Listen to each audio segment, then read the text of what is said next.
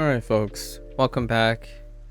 Today we're gonna start off with a little bit different. We have reached the tentative end of another let's play series, right? This time it has been a new experience. There's a lot of things to unpack, so I'm gonna change up the format a little bit in case this becomes the new norm. Hello there, Yetter. So today is technically the 16th day of Elemental Exiles. I have played Elemental Exiles for nearly 15 days straight. I had the privilege of starting the game at a pre-launch state. I think a little over a week before its launch. This game was brought to me by Daniel O'Brien, and I did not solicit for this. However, Daniel O'Brien just sent me a key in advance. Didn't really have anything much to say in terms of any things that I would want to focus on and whatnot. He had a very cogent email describing some of the things we'll be discussing in terms of how the game works or what its appeal is and things that may be not appealing to people. So due to this experience, which is the first one for me, I have up to this point I have never been this is the first time a developer has forward released a key to me in a state in which the game is not available at the time I played it, right? I want to make that really clear because that is something very different. It affects the way I focus on things and process things. So let's write some of these things down, right? So today, oftentimes at the end of a let's play series, right, a MAKU play series, I do these what I'm still gonna continue to call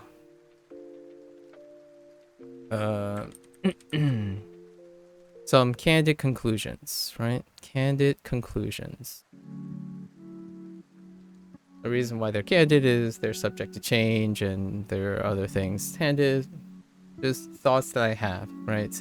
I want to make some disclaimers, right? So conclusions are purely anecdotal, right?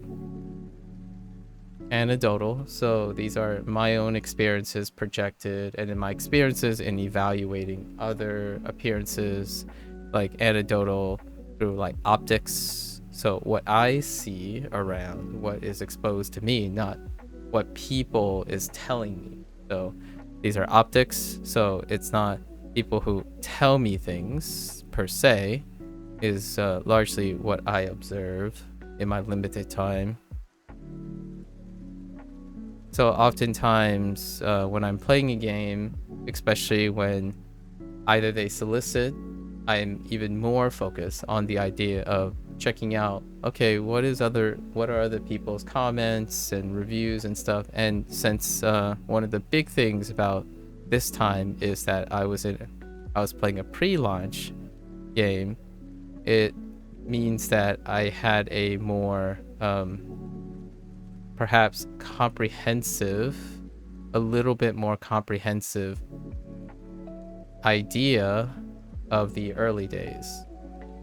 So what I mean by that is there weren't a lot of people in which I might have missed some comments or whatnot, right? And also I had the privilege of talking to the dev, to Daniel. So one of these things that offered me is then I might not be missing anything per se.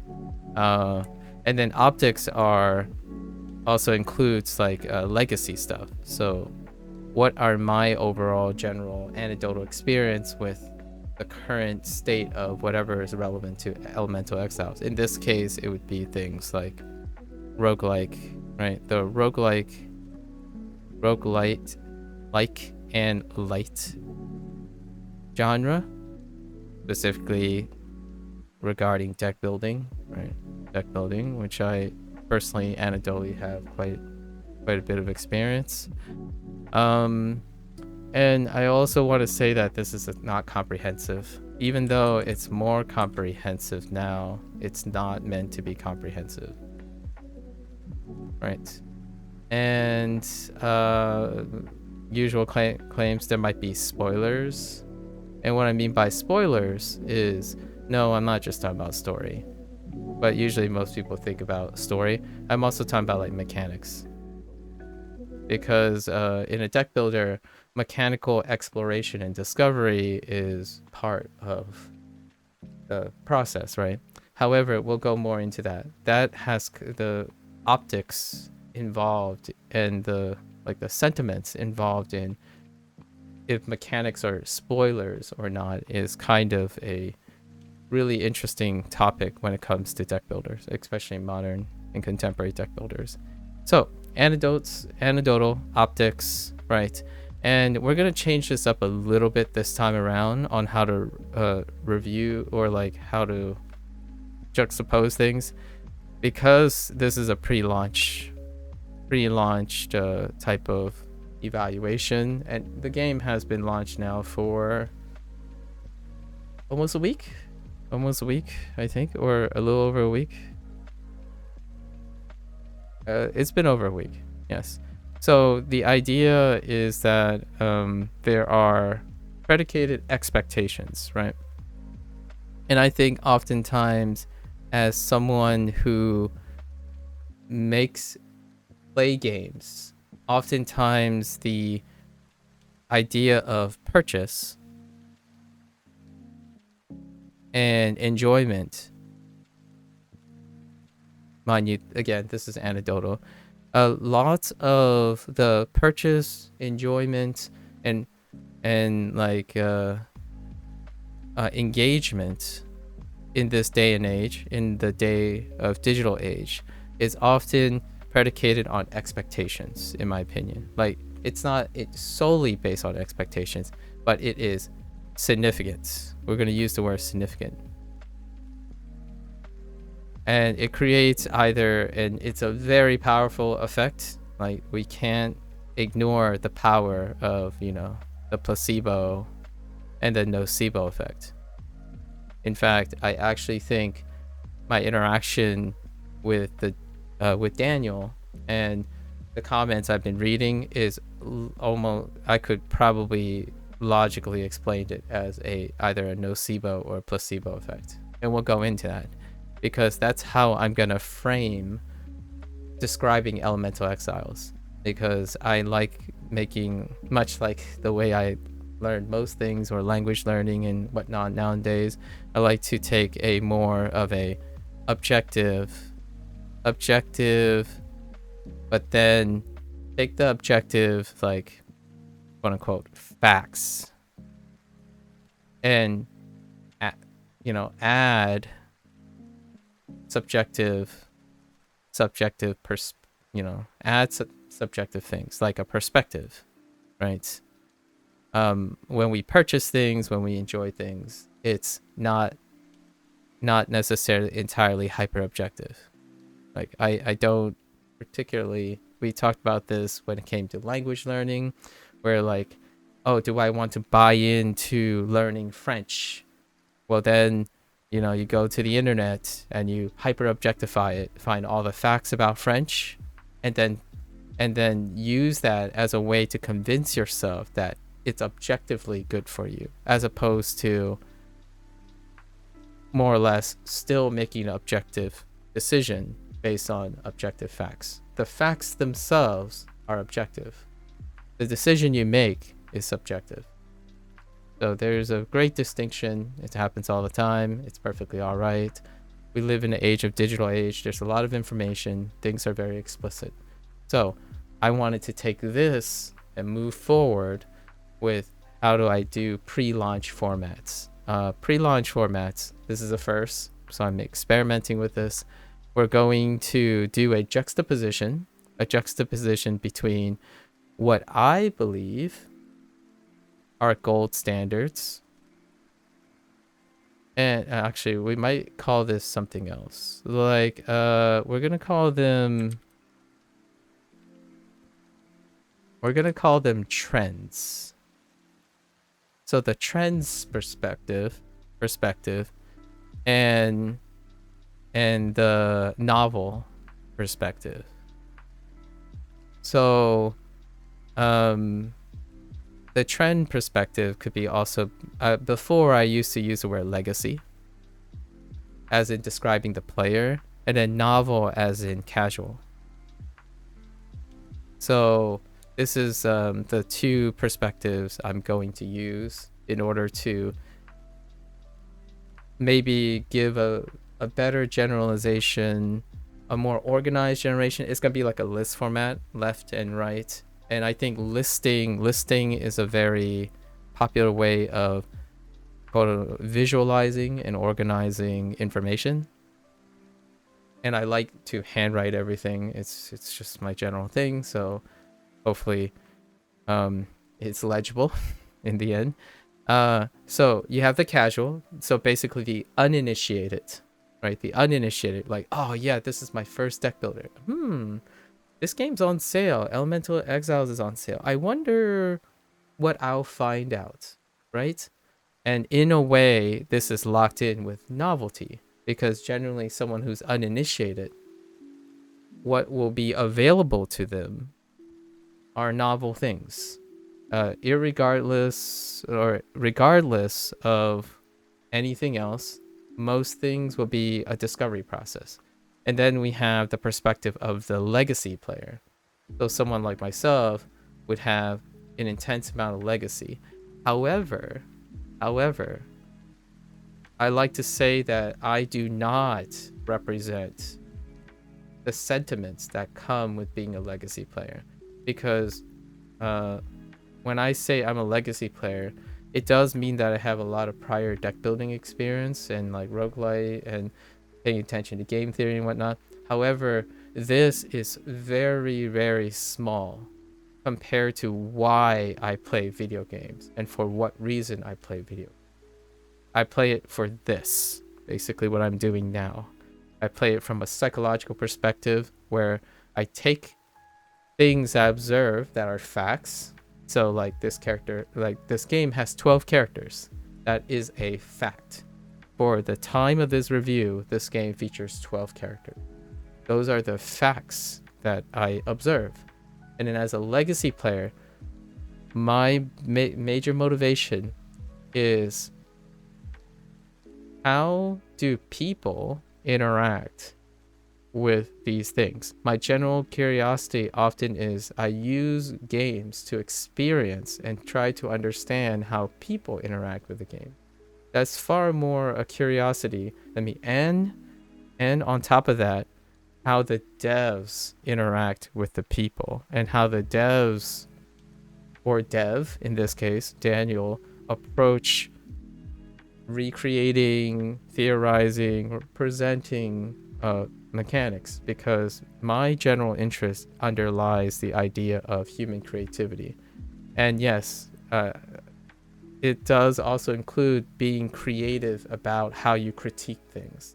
So if you wrote a review, you go on a public forum and discussion in a Steam section and start like typing up an essay to the devs, then that is something of greater interest to me. I like being able to understand people through activity. That's why I spend so much time language learning recently. It's the major motivation to get on every day to do language learning, is to be able to understand the people who are using the thing and or interacting or have interacted with the thing. So just keep in mind that yes, I do have a soft spot for deck builders, and that's a great thing. However, I think what makes games come alive is the interaction of generosity between the people who voluntarily purchase the game, play the game, and interact with the developer. I think in the future, to me personally, if this interaction and this well-being and like socialization is not maintained, then you're going to end up having manufactured games with no inclination or consideration for the consumer, and the consumer will have little to no consideration or humanizing of the developers. And I earnestly think this is probably how most of my reviews, my introductions to a new project, and my conclusions to a project will be. It is to offer the idea that the target audience, there's a target audience that the developer thinks they're targeting, that has opinions and expectations. And then there are audience who buy a game, who target a game, having expectations, and the developer must respond to that, right? And the idea is sometimes it gets lost that some people look at the product.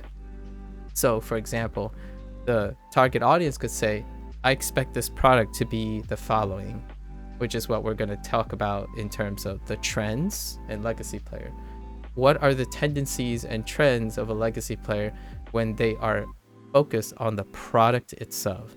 Like if I see Elemental Exiles, what are the, at least in my opinion, what are the current thoughts and stuff that must be met with the product?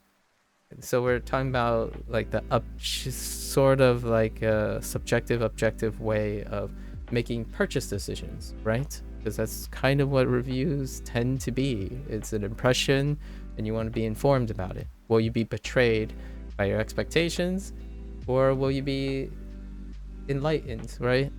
And these are the perspective. You don't have to be a legacy player to have a novel perspective.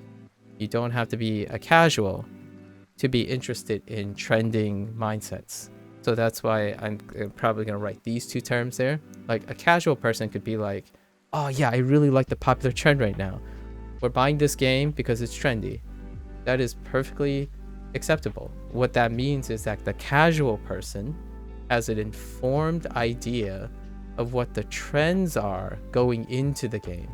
So things like, yeah, this game is so difficult. If a casual expect the trend, then they'll go in with a mindset that it's difficult. So if it's not difficult, then it's a cognitive dissonance. It would be a detraction.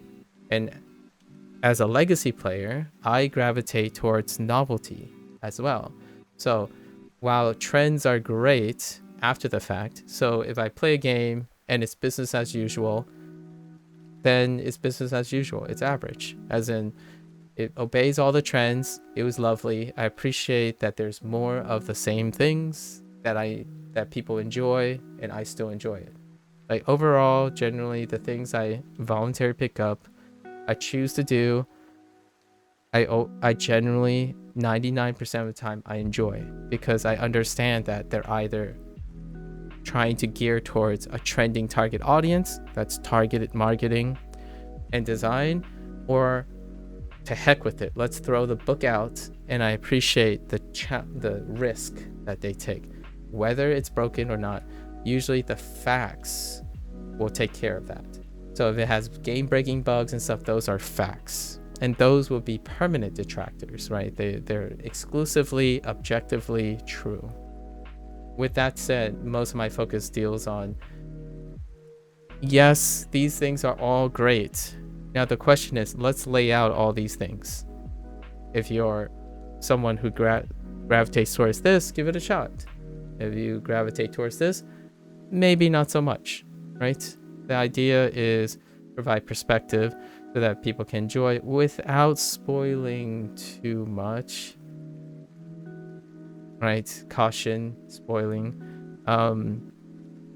So with that said, that's probably where we're gonna go. And the reason why I'm doing this is I think this, to me, after watching a lot of gaming reviews and styles and whatnot, in my opinion, personally, in my opinion, obviously I can't watch all of YouTube and whatnot, I think this current format is not necessarily what people notice or how they form their decisions, but to me, I feel the trends and how the behavior, the decision making after, and the commentary and whatnot, and the responses tend to fall in these two ends of the spectrum. They're kind of at odds with each other. So like if you're casual, you chase novelty. As a legacy, you chase trends, right?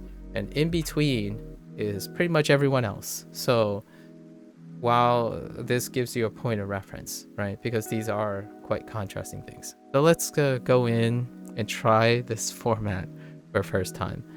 At the time of this review, there has been one major patch, and I am aware that Daniel is sending out a new patch. So this might not be technically the last time I played this game, or the last time I talk about this game for a while. Generally speaking, if Daniel and like other devs change their mind and they do like another like 1.2 or 1.3 update where they introduce new content and stuff, I will have a habit of revisiting the content. However, for the sake of being like having a summary or something and a reflection, this is how I'm gonna go about it, right? So let's do this interesting thing. For the record, I do this with every single game, whether I stream or publish it or anything. Like, I do this with anything I've experienced. I retroactively look at how I understand the product or how I understand what I have done, be it skill development, habit formation, quality of life, dieting, any form of skill or something that I'm acquiring an experience. At some point, I'll sit down, think about all the things that I've observed, so the facts, interpret it in my way, like however way I determine inwardly, then go out and explore optics, as in what was all the usual, try to gather as many different perspectives as I can on the product and take those experiences and inform my next decision. So over time, you do this for, I would say I have been doing this for solidly like 17 plus years, before after I became a little bit more intellectually inclined and understand how to evaluate things and whatnot. This is what I do pretty much regularly, like every seven days. If I'm doing a long project, like learning Japanese, for example, every 7 days, if not every month, right? And that's the way I keep myself grounded, where all my decision making tend to be consistent, and I know what is an opportunity for myself and when it is not. And generally speaking, there is pros and cons. We won't talk about the psychological aspects of decision making like that. It's kind of like out of the scope of this thing, but generally speaking, I would say the hot take is I am rarely surprised by my interaction or emotional response to decisions I make in life, and they're usually incredibly constructive. They're not necessarily very exciting, right? Oh, there's sand. They're not necessarily exciting, however, other things can excite me. However, for me, most of my decisions will ultimately end up being a positive experience because I am habitually a scholarly learner. So regardless of how negative something is or positive something is, I'll be able to extract valuable learning experience from them. There are very few things, and we're not going to talk about those things like death, accidents, things outside of my control that all obviously are negative things, right? Okay, so let's go and do this. We'll stick with this color. All right, so this is going to be the bulk of it. I am going to put a time limit on myself. We're going to try to keep this to like 2 hours. No, I am notorious, and if you're not into listening to things, and I know this, with all due respect to Daniel and his efforts and stuff, I like using their game. I like using games and experiences as an opportunity to explore and engage people on how to demonstrate how they might make decisions and what kind of information you want to glean and subtextually get from YouTube videos and whatnot. I think lots of people do really wonderful jobs in trying to cover lots and lots of things in 15 minutes or less and whatnot, and it's not technically their job per se to guarantee you about their comprehensiveness and their ability to be psychologically aware or optically aware about their target audience, right? It's really not.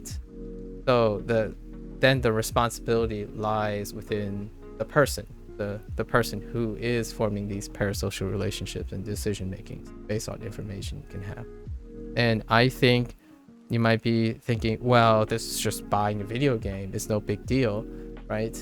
For me, if you can do it with video games and you play video games, a lot of video games, or if you learn a language and you make a lot of decisions on purchases for like app stuff for languages, when you do that repetitiously and you're telling yourself that's a choice that you make every day, at some point taking the opportunity to practice these things will become less and less exhausting, right?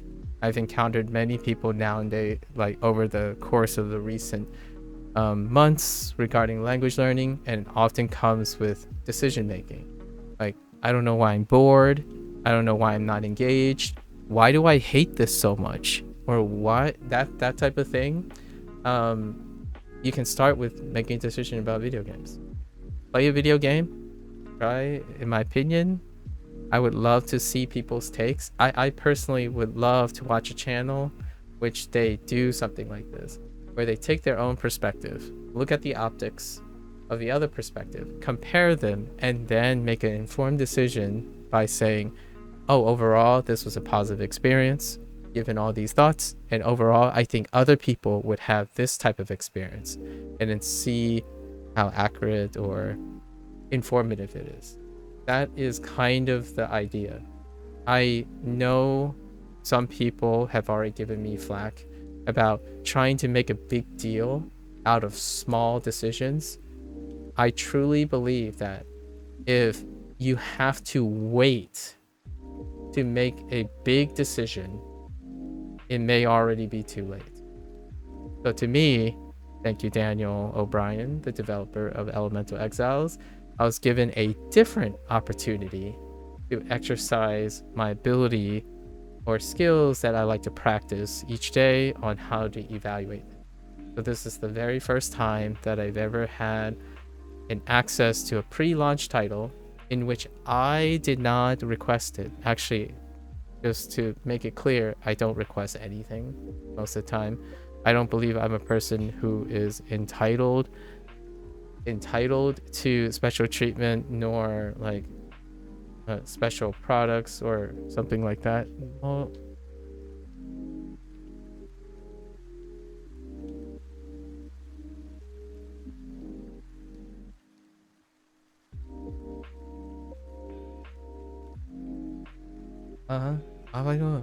okay, so with that said, let's get into it, right? It's this structure I felt is very efficient in the way I'm gonna do it. So I can cover most of the things about Elemental Exiles while using this perspective. So it's my way, I suppose. Some fun ways to think about reviewing something. And to me, this is what goes on in my head when someone asks me, hey, what is this game about? And do you think I would like this game? Or what are your thoughts about who this game would be for? Or something like, how do you think I should interact with this? There are lots of like those kind of conversations, right? Should I buy this game? And what is this game like compared to other games? So that is kind of why I do this all the time. It's one of the big things. You get perspective by comparing to other games, right? You might be thinking, well, that's exhausting. Like, well, that's how you integrate experience, right? If you play a game in a void, if you learn Japanese in a void, then you have no perspective of how people view Japanese, right?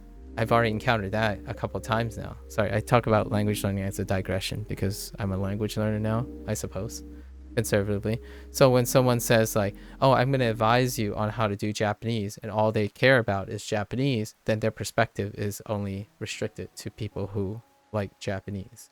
So whenever someone comes up to me and say, oh, you have to sound like a native Japanese person, that's coming from the perspective of a very passionate, hyper-focused person, right? I don't only want to sound Japanese. So is it possible to sound like 3 different things? Who knows? But it's a perspective shift. So let's do that. So we're going to start with, on the one side, right? We're going to use casual and novel. I'm sure if I have more opportunities in the future, all this words and stuff are going to change because I have to practice. I have to practice these kind of like breakdowns and whatnot. And I like experimenting with new things. So as I continue to practice, it'll probably be a little bit faster, maybe a little bit more concise. And then we have our legacy, right? Our legacy, in which I already discussed. Legacy and trends, right? So we have like the identifier of the person, the target, and then their mindset, usually their associated mindset a lot of times. The reason why I'm using these labels and I'm putting them in quotes is I think this is the most approachable format in the digital age, at least people who go on Twitch and YouTube. The idea is they want a simplified trend word, or like a word that they can associate all the ideas to, right? Like, for example, we're going to mention Slay the Spire in this breakdown. I might not write Slay the Spire, but generally speaking, I start listing some things and immediately someone will just say Slay the Spire and then go on with their business, right? So legacy, casual, right? Legacy, casual, trends, and novelty. Okay, and not novel as in a book novel. Okay, so what? And we're gonna keep Daniel's impression in mind, like his he is the solo dev and what he was trending toward, right? And in fact, we'll put Daniel's kind of my impression of Daniel's radar. Generally speaking, I would say if this is the middle, he is gravitating towards the casual novel direction, right?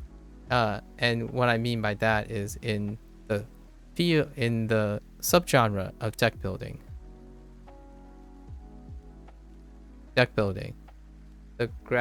the tendency is going towards casual and novelty. It is his first game of this nature, and it reflects his status as a newly minted solo dev of a larger game, right? So typically in the indie scene, there's this self-selection for casual and novelty as opposed to legacy and trend, right? So let's go over some stuff with trends and legacies first. If you're a legacy player like me, we're probably going to write this. So STS, you hate to say it, you love to say it, you're indifferent, Slay the Spire, right? So we're going to put Slay the Spire here. Trends. What is the Slay the Spire trends? Well, let's summarize some things that this game, so that is present in this game, that has the STS trend. So we have your fundamentals, which people generalize and ascribe to STS, but in my opinion, it's well before. So we have, your damage, block, energy, right? In my opinion, if you're a legacy player and you believe that damage, block, and energy can be changed in the sense of like not use damage, not use block, not use energy in its sense of novelty, I think, in my opinion, humbly, there's a misunderstanding in foundations. It's kind of like saying in fundamentals, right? It's kind of like saying, let's make a language without written component. Like that's You can try. You can certainly do that, and there are certainly languages out there. However, it is part of the fundamentals. So you may be changing the natural aspect, the foundations of that, like the damage. Like, let's make a language without pronunciation. So damage, block, energy. Those are the things that will stick out from STS. So if you're a legacy player, managing damage, calculating damage, multipliers and whatnot, blocks, right? And then energy, cost, whatnot. And again, all of these way before. We're talking about like MTG and earlier, right? However, in the deck building space, usually the most iconic is Slay the Spire, right? So those are trends. Legacy, you'll be used to that, right? Cost. Most of the core mechanics. So we have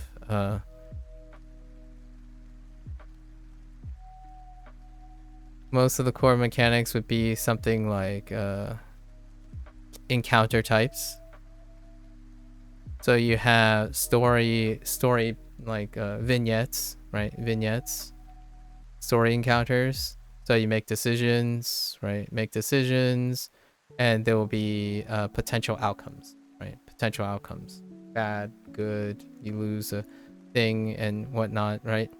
And some things are you have. We're gonna say like buffs, but not card-based buffs. So we're talking about things that are very similar to the relic system, which some people made comments about. So like +1 to hand draw, that's not necessarily a card you play, but an outside mechanic. So that's like a degree of freedom that is very noticeable in Slay the Spire, because the relic system in Slay the Spire is a hallmark of building, and actually many subsequent games have their own version of buffs outside the cards. So that's kind of like additional degree of freedom, which would be often ascribed to Slay the Spire. I'm basically using Slay the Spire as a conversation topic because in my pre-launch experience, the vast majority, if not all, used Slay the Spire as a point of reference. So for the sake of optics and whatnot, legacy players, probably the substantial number of people, will be looking at the trends set by Slay the Spire. And again, this is not to be comprehensive, so I'm not going to attempt to even try to cater to non-trending things, as in a game that does Slay the Spire differently and should be noted. I've mentioned plenty of those, even dropping some names: Monster Train, Grifflands, Gordon's Quest, to name a few, right? Across the Obelisk. They have different methods and whatnot, but this one is the one that came up the most. So we're going to stick with this, and it applies to pretty much all the other ones prior, right? Creative works are also inspired works a lot of times, right? So this list does take a turn though. It's run based. So we have a run based format. Right, run-based format. There is some light carryover, but the carryover is not necessarily Slay the Spire, so we're not gonna include that. I don't think that's not gonna fly. That's gonna be more on the novelty side of things. So it is run-based. You can see that, in my opinion, Daniel has achieved moving away from legacy trends, right? So what are other I should write the expectations, right? What are the expectations? Expectations would be like a full explicit full explicit enemy intent. That's a very cornerstone enemy intent. That's a cornerstone of a trend from legacy players. Let's archetypes. So archetype building.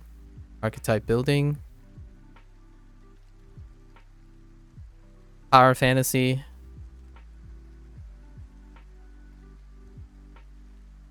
In terms of the relic system, right? Permanence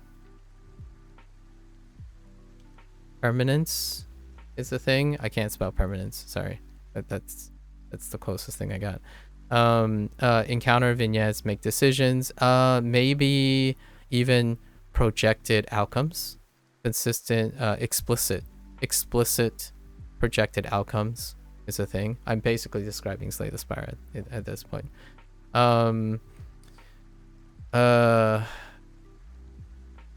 Full explicit.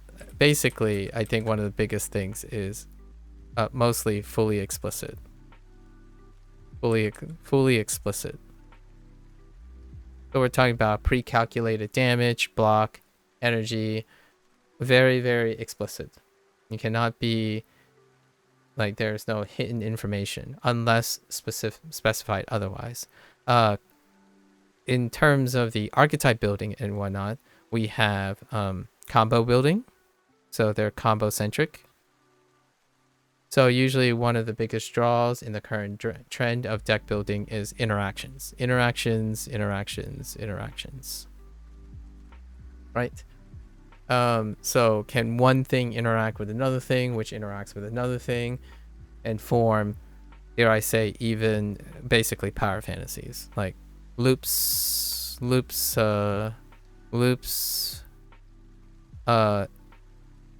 scaling,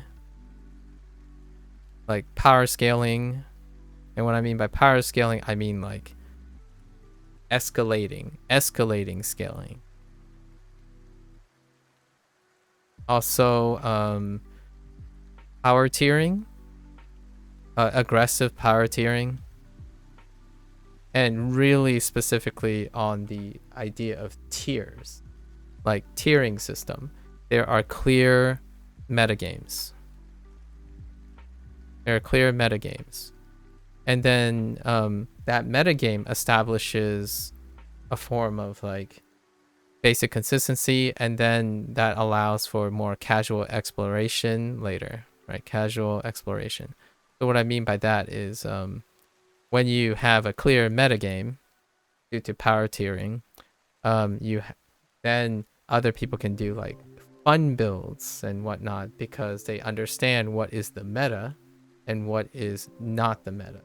So when you're making an absurd like type of build or something exploration, it comes after establishing a meta game, which again, that is more for the trend.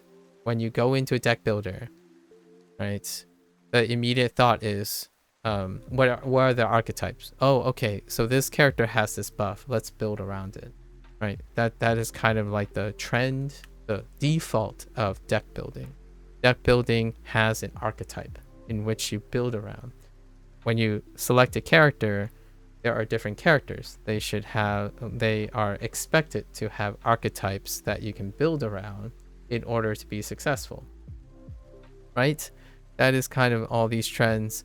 I don't necessarily think there are other things that are fundamentally core to what makes Slay the Spire. There might be some few other things like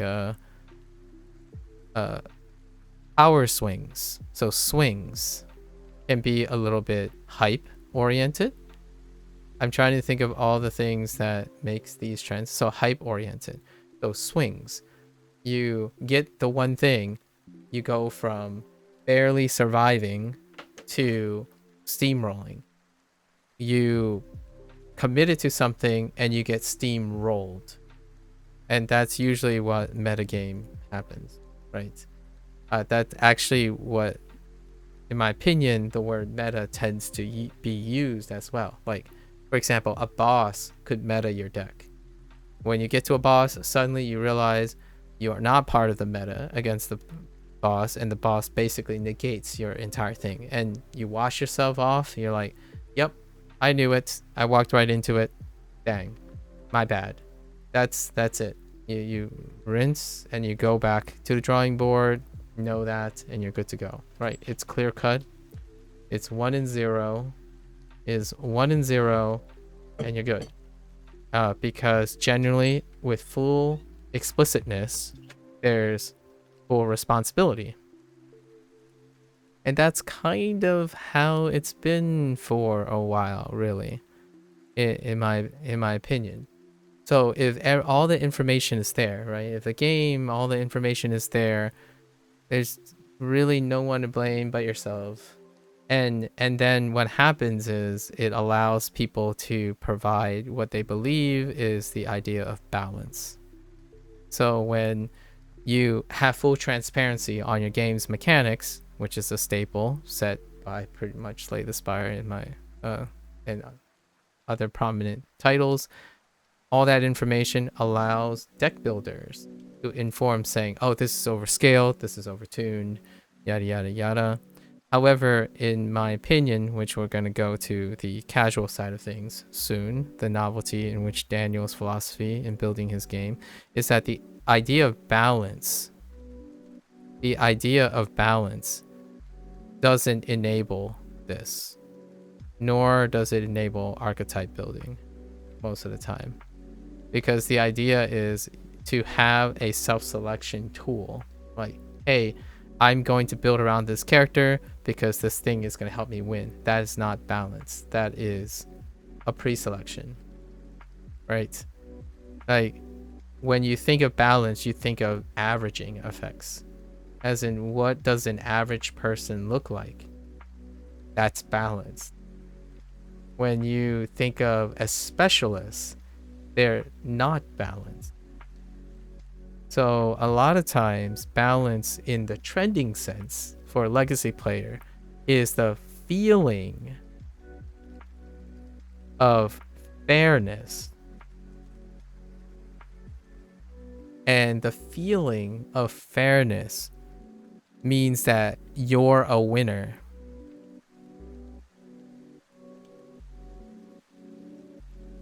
And I know how that sounds. I think if we were talking about maybe not deck building, perhaps we can make the argument like, oh yeah, it's like even ground, level ground, and you're just working really hard. And then for, you know, the Souls-like people out there, there's often this joy of fighting an uphill battle. It actually isn't fair until you make it fair, right? You go above and beyond what you need to do as an average player. So these perspectives kind of shift. But in deck building, the idea is you are the architect, right? You are the deck builder. And with that comes incredible disregard for balance, because it's a power fantasy thing. And I'm not talking about like competitive games. We're not talking about Magic the Gathering or Hearthstone. And it's going to be a big deal. The idea of Hearthstone, Magic the Gathering, Gwent, Yu-Gi-Oh, things like that, those are going to come into play because those games, when the word balance gets tossed around, it is not this. Generally, the type of deck building we're talking about, like the solo experience, the balance is power fantasy, is archetype building achievable? Can you become chicken winner dinner? And wait, how's it? Winner chicken dinner? How can you feast on the souls of breaking the game? And it goes without saying, if I had to categorize what makes Slay the Spire and Monster Train and Across the Obelisk incredibly replayable is how crazy you can win by. And you might be thinking, well, they have other modes where they push you to the limit and you're barely scrapping on by. It's like, yes, I agree, Those are very satisfying. However, if we were to take note of how people screenshot things, how people celebrate things, it's usually how they made a archetype, their idea come to fruition, and how it like is demonstrated to be very efficient or like very awesome, right? The power fantasy. Even when you're scrapping on by, realizing your archetype, your ideal build is what makes the trend happen. And now we go and shift our attention, right? Now we shift our attention to something different. With all this said, I'm basically, in my opinion, trying to summarize what I feel is the impression I get whenever someone thinks they see a deck builder, and these are the things they want to feel. Oftentimes, if you're a legacy and you've played at least 3 or 4 of the macro popular deck builders, these are the things that will, if you hit these, the dev scored. As in, if you can swap up, and then what's left, right? What is left that they can swap up? The way the game looks and the way the game sounds. That's what you have. That's what you have left. And as Daniel and I have candidly exchanged, regrettably, that might have been the thing that legacy players and trend seekers would have loved to see that was different. And if he was concerned with like targeting an audience to make his game on paper very trendy, all of these things could have stayed the same. But if the game looked and sounded different, in my opinion, that would be the differentiating factor, because the underlying expectation is you get all these things as a deck builder. Not to say that you cannot develop your own community, have a cult following, and then establish a new standard. And to me, I'm as indie as it can get when it comes to being a consumer. So even though, despite my, I suppose, potential legacy, I see these things and I'm like, okay, if I get these things, awesome. That means I will just recognize my power fantasy, my archetype building, and my focus would be, oh, what new archetypes can I build? What new power fantasies can I witness? And I kind of had one power fantasy. Long story short, we'll get into it. There's only one power fantasy in Elemental Exiles, and I recognized it. That's it. Like, there's only one power fantasy because this game is not built around archetypes. Like, what I mean is, it's not built on an archetype that allows you to recognize a power fantasy. However, the one thing you can do with the system, it feels great. But that's, in my opinion, the only thing you can do, which means that Daniel achieved his goal of going against this power fantasy thing. Where, oh, how many different ways you can break the game? Well, I tried to use the most like absurdly swingy approach possible, and it was satisfying a couple times, right? And then you kind of only have that, right? In my opinion, I only saw that, and that's kind of cool. It gave me a twinge of Slay the Spire and Monster Train and whatnot, but that's about it, because the rest of the game was not designed to do that. So instead of keep telling myself this isn't Slay, instead of saying like, oh, I wish this was like Slay the Spire, I wish it had a permanent relic system, I wish it had more explicit instructions, I saw a game for its novelty. At least in my opinion, I attempted to see its novelty. So now I have established my route of thinking basically after like the first 2 days, really. So here we go. So if you're looking for all of these things, right? If you're looking for some of these things, if any of these things kind of look like you want it, it's going to be a potential detractor, because I've already established that Daniel is going this way. Okay, so now whether you're a legacy player, so this is a caveat. If you're a legacy player interested in novelty, as in you're like, I don't want to play another Slay the Spire, like I don't want to play another Across the Obelisk, this might be a game you might be interested in. I think so far, just by coincidence, obviously I don't have all the time in the world, so I'm not like deliberately digging for things that aren't Slay the Spire. I typically dig for things that have the largest optics, the largest influence. Because my interest, again, going back to the beginning, my interest is to be connected with as many people as possible, to understand trends and knowledge and behaviorisms, because it makes me effective at talking to people. Like, as much as edgy as I like to be, it's hard to have time for that. So I am a legacy player that enjoys novelty. However, you don't have time for that a lot of time. Usually you're spending time, as one expects, a legacy chasing trends, to know and understand more people. Like, magnitude of people, not the different types of people. There, you can learn more by seeking novelty to expand, learning, understanding different types of people. Now, for casual, it's going to be novelty, right? Generally speaking. So the casual tends to look for novelty. It's like, oh, this game looks interesting. I don't know anything about it. Let's just buy it, right?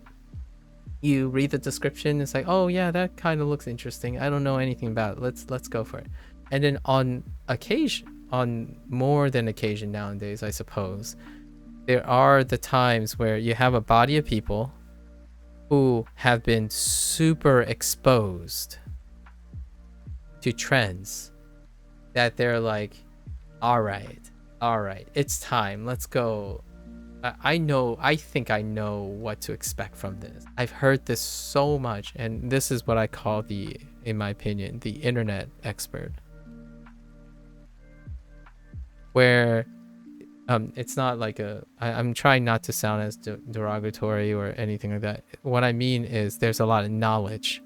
So this person, that casual that has a lot of knowledge but do not have first-hand experience yet, so they haven't injected their subjectivity yet. So like for a trend seeker who's casual is like, oh yeah, man, dude, people keep telling me to play this game, like, they keep saying that Slay the Spire is so good. All right, here, all right, we're gonna do it. We're gonna play this game. I've been told so many good things about this. And then you go in with these expectations right here. All the stuff we talked about. These are the expectations. So, and you hope they fill those. And typically they do, because they're trending, right? So you go in with a placebo a lot of times. Occasionally the independent mind can be like, oh yeah, but I don't like this, I don't like it because it's popular and whatnot. That's fair enough. But generally speaking, if a bunch of people, a ton of people, tell you that these are the hallmarks of playing a deck builder, right, then largely the vast majority of them will be correct. And then when you gain experience, not knowledge, you gain experience, you learn if you like them or not. So when a casual finally becomes a legacy player, whether they chase trends or novelty, they'll gain the experience to know if you like these things. Do you like power fantasies? Do you like fully explicit things? Do you like these things? So do you like buffs and relic systems and whatnot? Those are the things where you then become a legacy player. And then a legacy player knows what they like. So every once in a while, you get these mix. I think it's a great way. I kind of like where this is, how I sorted this out. But now, what's on the casual / novelty side of things, right? If you self-identify as someone like, oh yeah, you're just not sure. Maybe Deckbuilder is kinda not for you, right? What does Daniel's Elemental Exiles have to offer? Well, This is going to be paradoxical, but it is not archetype dependent.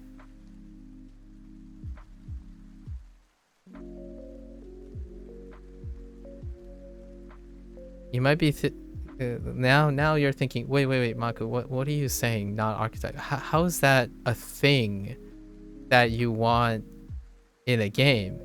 Well, when it's not archetype dependent, it's not heavily meta dependent.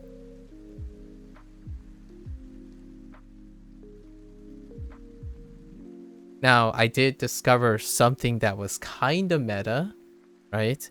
When you have meta, it enables power fantasies. Because if you know the meta, you're going to be OP. You can meta the game. That means you always win. Like, when you do this thing, you win. And it gets old, right? And then this allows this casual exploration, right? However, this game doesn't have casual exploration. Because pretty much the entire card pool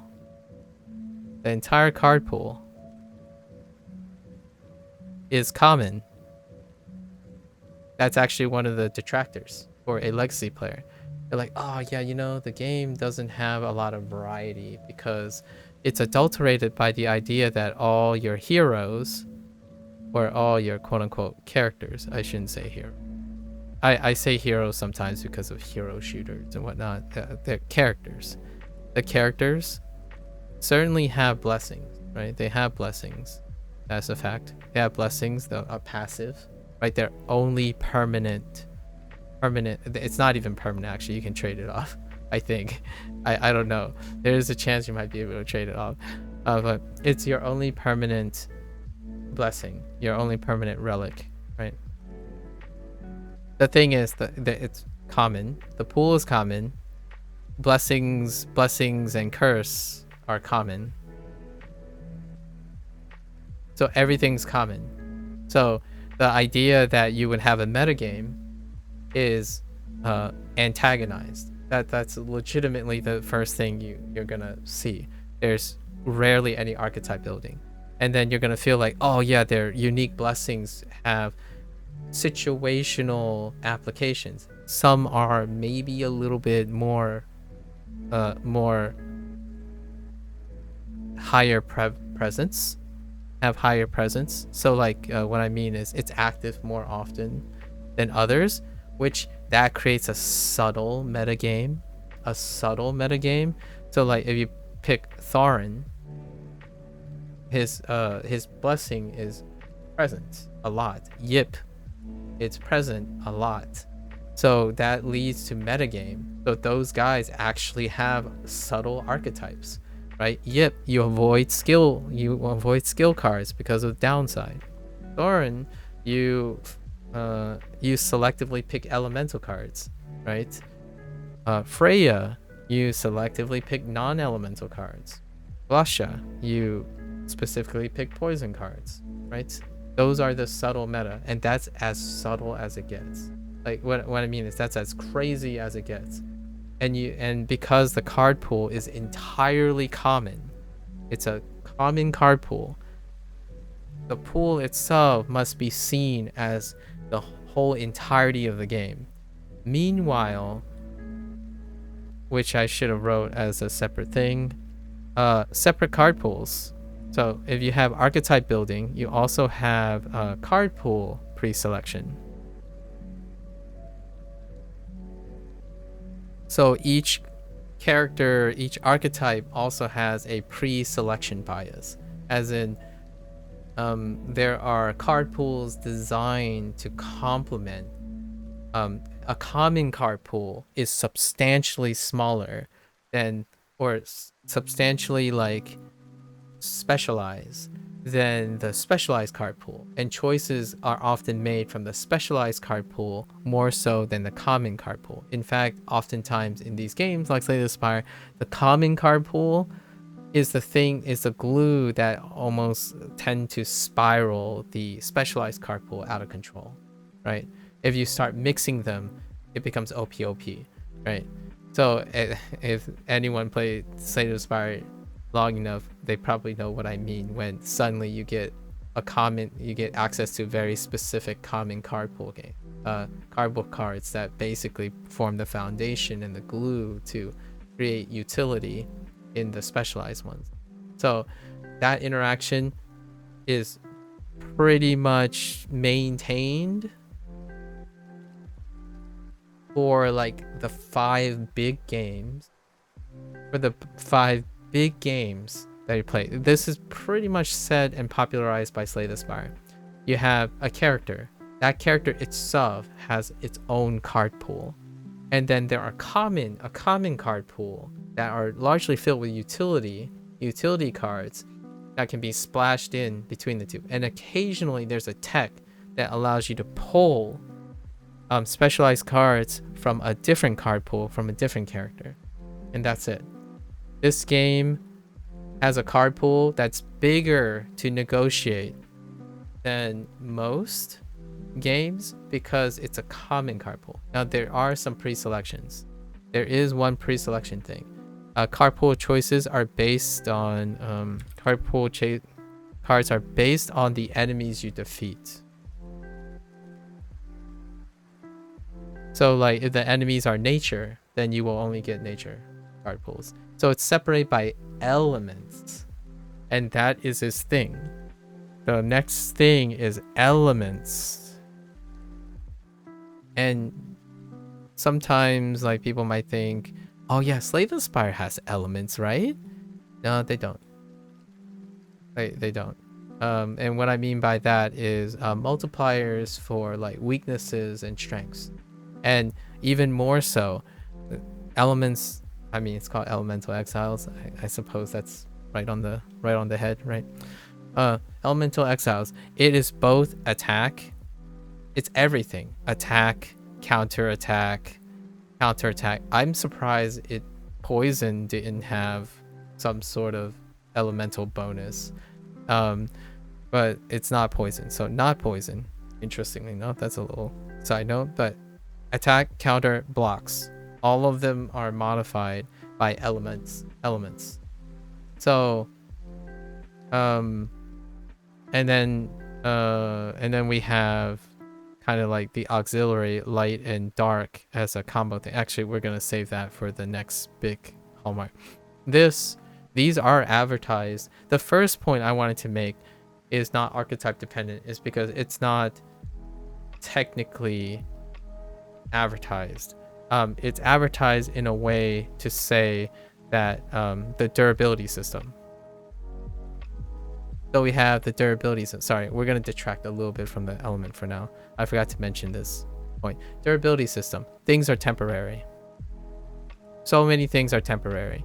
The theme of Daniel saying one of the central cores, if you go to the store page, one of the central cores is durability. Things are temporary. You are forced to trade. Use your cards as currency. Technically you even use your HP as currency. So things are temporary. There is legitimately no, like, the design of the game is to not be archetype dependent. You cannot come into it with the mindset that you're going to build your ideal build. You run for the idea of recognizing your archetype. You are not the architect. You are more so an engineer. That's kind of weird sounding, but like you are not planning out your perfect house and then hiring architects to build your perfect house. Your ideal house. You are an engineer that is going to be challenged with problems and you gotta need to fix it up. You're a mechanic, right? Hey, I just lost the card that was central to my combo. It's like, well, you thought like an architect. That's a problem. Like, if you go into it and say, oh, I'm gonna pick this card, I'm gonna build around it. This card is great, and 14 choices later, it's like nothing happened with the card. Like, great, I spent 14 encounters and I didn't get anything that made that card any better, and then that card kind of sucked anyways. And then here's another thing, and I was told by Daniel, right, the utility cards that he had was actually part of a power ranking. So the utility cards that would enable you to make those weaker cards, quote unquote, the average card pool, like all the cards' power levels and stuff are really consistent. And we're talking about like power level in the terms of attack and defense scaling, right? The highest tier are all the utility cards, so the doubling cards and stuff, which supports those cards. We're not talking about cards that scale even higher, as in, okay, this card does 2x2, and then there's like a super legendary card that comes every once in a while that's like 10x10, and you get that card and it's just good on its own, or anything that you picked before makes that card better. There's not that. It's more like you gain access to the utility cards and you hope that you've retained something through your mechanical like response and stuff and have it enable, right? Otherwise, those aren't necessary, right? So rarely is it archetype. There's no there's no combo system, as in, or I should, we'll get to that in a bit. So the durability, your cards will expire. In fact, you use that to your advantage. How do you thin decks? Well, you expire them. You trade them off. You try to get rid of cards. You're constantly exchanging. Like you're trading up. You're trying to trade up. And not in the sense of trading up in the sense of power. Like, oh, this one deals 1 damage. If I get a chance to trade it up to a card that deals 2 damage, that's a trade up. It's more like you got to tweak it. And sometimes you don't get a good tweak. Sometimes you get a good tweak. The lack of power swing is really great. So there's no metagame. And hence, for all the other things, there's no swings. Or there are a couple swings, but they're unintended, right? Daniel specifically, my interactions with Daniel specifically emphasized that we're trying, like, you cite all the swings and try to mitigate any form of swings, so you don't get a power trip. There's no particular card that you'll get that you can build around because there's not meta. The idea is that all the cards are similarly tiered, and one card cannot carry unless you've made many decisions and so happens it lines up, right? So no power swings, none of that. So basically this whole line from here and then going up, this whole like type of mindset falls apart, right? Like you don't have any of these. It's broken at so many of these steps. And in terms of elements, this one is a little bit more vanilla, and it's kind of more of a upkeep. So this is part of micromanagement. So outside of not poison, micromanagement. And I think this touched upon something else that is absent in this game, which for better or for worse, in a casual sense, right? All of this deals with like projection.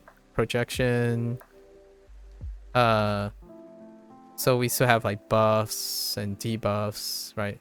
That affects, by the way, elements are affected by buffs and debuffs. Like weakness and vulnerability are adds on and stacks on to attack, counter, and blocks.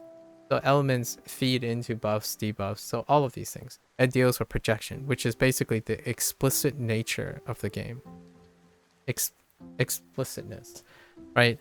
And this is a touchy point.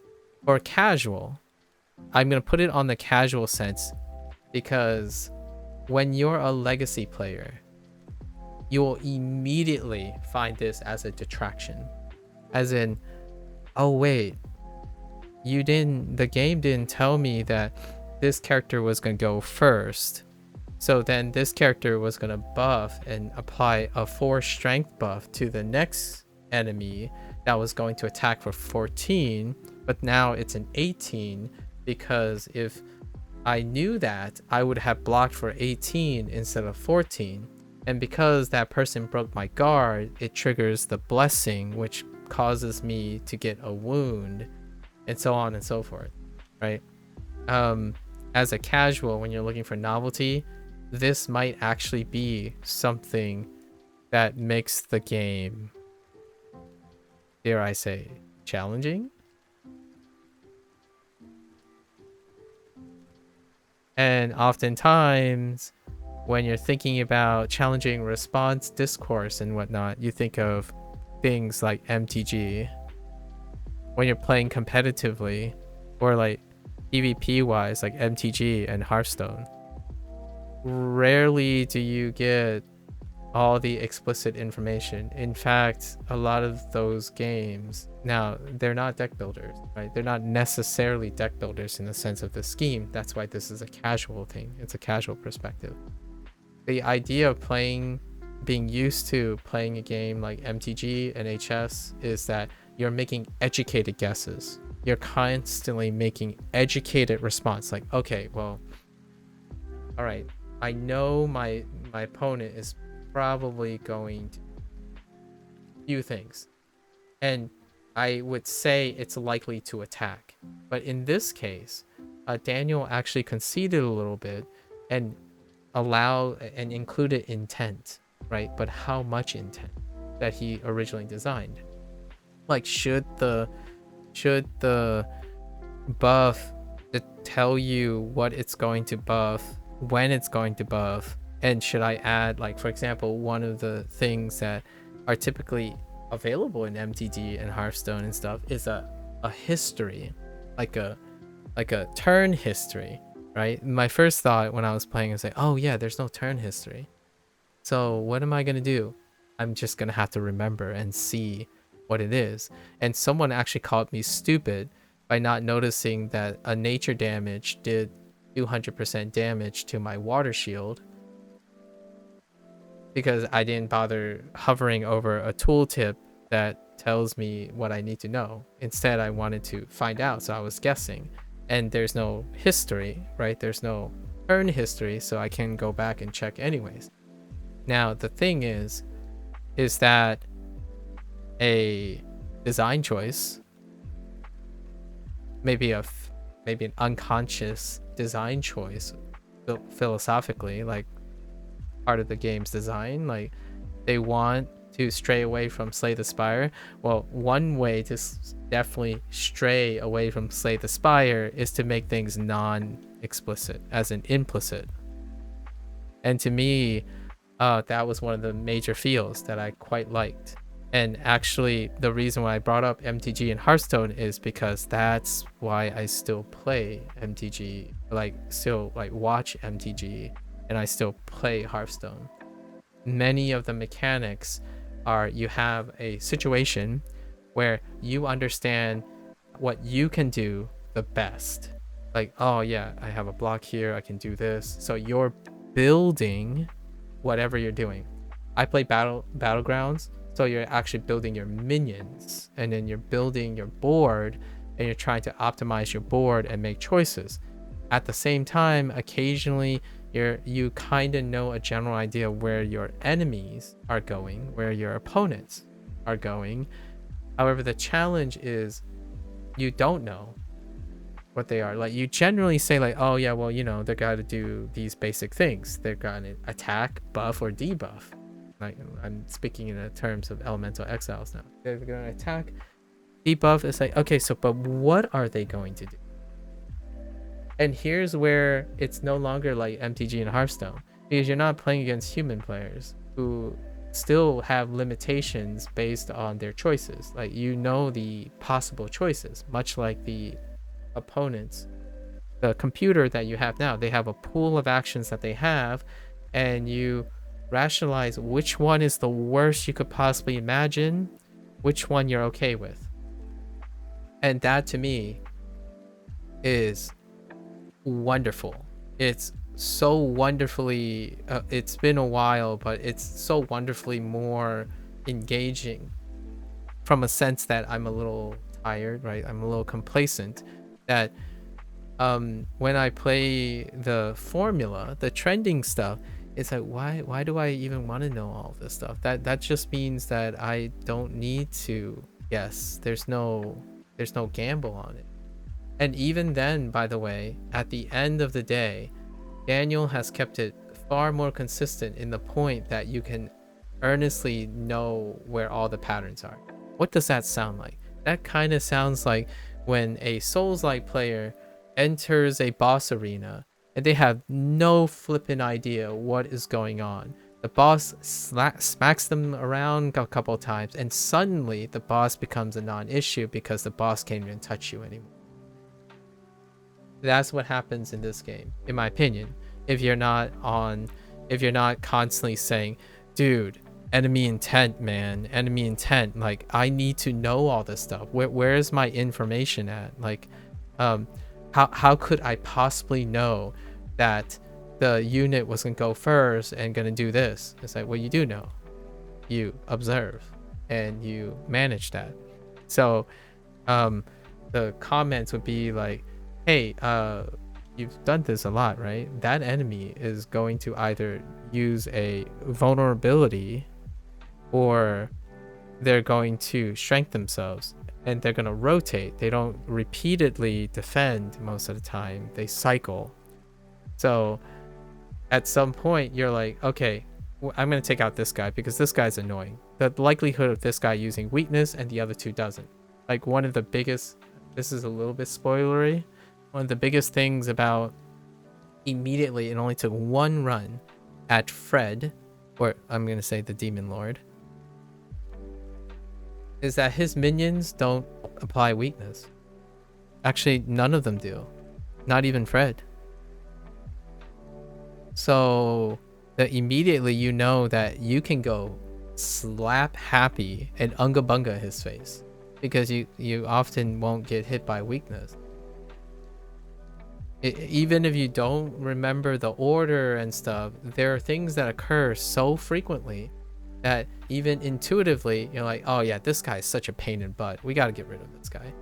Like, why do I hate this guy? I kind of feel like I hate, you get like four enemies and you're like, oh no, this guy is good, this guy's gone, like we have to unlive, we need to unalive this guy right now, because I just know it's annoying. Even when you're not paying attention, you will know how to quote unquote meta some of the encounters, right? And that is where there is still a subtle meta game. And just as a nod to the subtle meta game is the other thing about blessings, quote unquote blessings, being or relics being temporary, right? Yeah, I totally power fantasy this. I'm not gonna beat around the bush. If I get greedy, I just get hammered greedy, and I want to see how much I can deal to the glorified punching bag in the game, right? Like, and the highest I've done in like 2 rounds was a prospective like 600 damage total, and on normal it's like 300 HP. So, and that's in like 2 turns. So yeah, I did recognize a power fantasy. However, it's a temporary power fantasy, right? It's temporary, like the game is designed to be. Quite literally everything is temporary. There's no archetype, so you can do, and here's the thing about metagame when it comes to no archetypes. If you find one archetype, it means every character can do it. So that to me is a detractor for someone who's coming from a legacy perspective, who thinks they want a Slay the Spire, because the characters are going to slightly feel samey, right? Because the essence of the game is not to deliberately make each character feel like you can build around them all the time to the point where you can clear the entire map by clicking one button. Like, oh yeah, I know how to build. You're not supposed to know how to build. It's very difficult to know what your final deck is going to look like. And to me, that's almost like the other roguelike. That's an element of roguelike, in my opinion, that has been lost by metagame. Why? Like, for example, if we slightly step back out and look at other roguelike games, right? Action roguelike games. the thrill of constantly having to like, oh no, okay, this isn't working out, and then balancing it with, oh yeah, this is totally working out. Supergiant Games, Hades. When you're playing like, oh no, okay, I don't want this boon, but all right. So, and they design it in a way that you're always making progress, right? Progress, like power creeping up. So that's kind of the whole like, I want to get stronger cards as I'm playing. I want to feel stronger, right? That's still evident in Hades. However, they tuned it back a bit, because when you get to the end, you're like, okay, that didn't work out, but I still made it. There's a skill element involved where you made it. You made some decisions, cut some corners, and you're like, yes, right? Oh, this boss is probably next. If I get this boss, I should be prepared for this boss, whatnot. And occasionally you get power fantasies, right? In Hades, like, oh yeah, what are my opportunities? Okay, so I can maximize this, and then you just raffle stomp some of the runs, and that makes for great hype and whatnot. Now that might be the thing that I would say would make Elemental Exiles the full package, right? And that is something that requires a lot of resources, and it, in my opinion, still is kind of unreasonable expectation considering what Daniel's philosophy is. Daniel didn't explicitly tell me or give me the impression that he wants to do both. He wants to make a mode where you realize your greatest power fantasy, so you can like customize all the relics and even outgame things. Monster Train is a great game that allows you to modify all the preconditions and post conditions and whatnot. It has like, you know, a scoring system and whatnot, so you can recognize your power fantasy. Even you can make it even more common. Slay the Spire does the same thing with seeding. You can legitimately play the same seed, optimize your route, and it becomes like a speed run, right? So you can recognize that stuff. In this game, the bells and whistles are not there. And in my opinion, it also goes at odds with Daniel's original philosophy, which is to go against these things. Going into the game, I actually did that. So if I go back, thinking back to my first 3 days, my first thought was, oh yeah, okay, so this character does this blessing. Okay, let's build around it. Here's another one.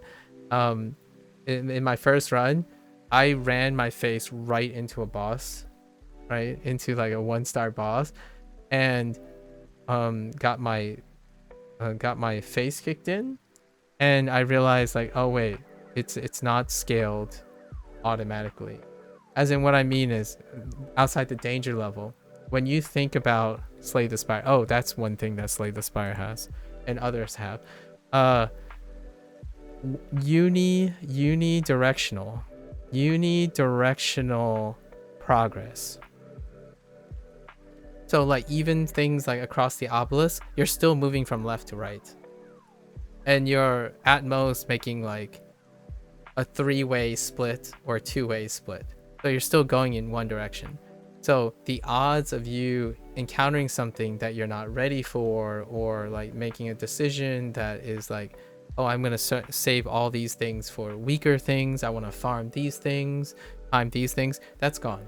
That is a trend for the trendy side. This way, I almost want to say, then I'm going to say this very consciously, non-linear thinking. So that will probably summarize a really big cognitive dissonance. The idea that, what is linear thinking for this game? Why is linear thinking not the greatest for this game and its building philosophy?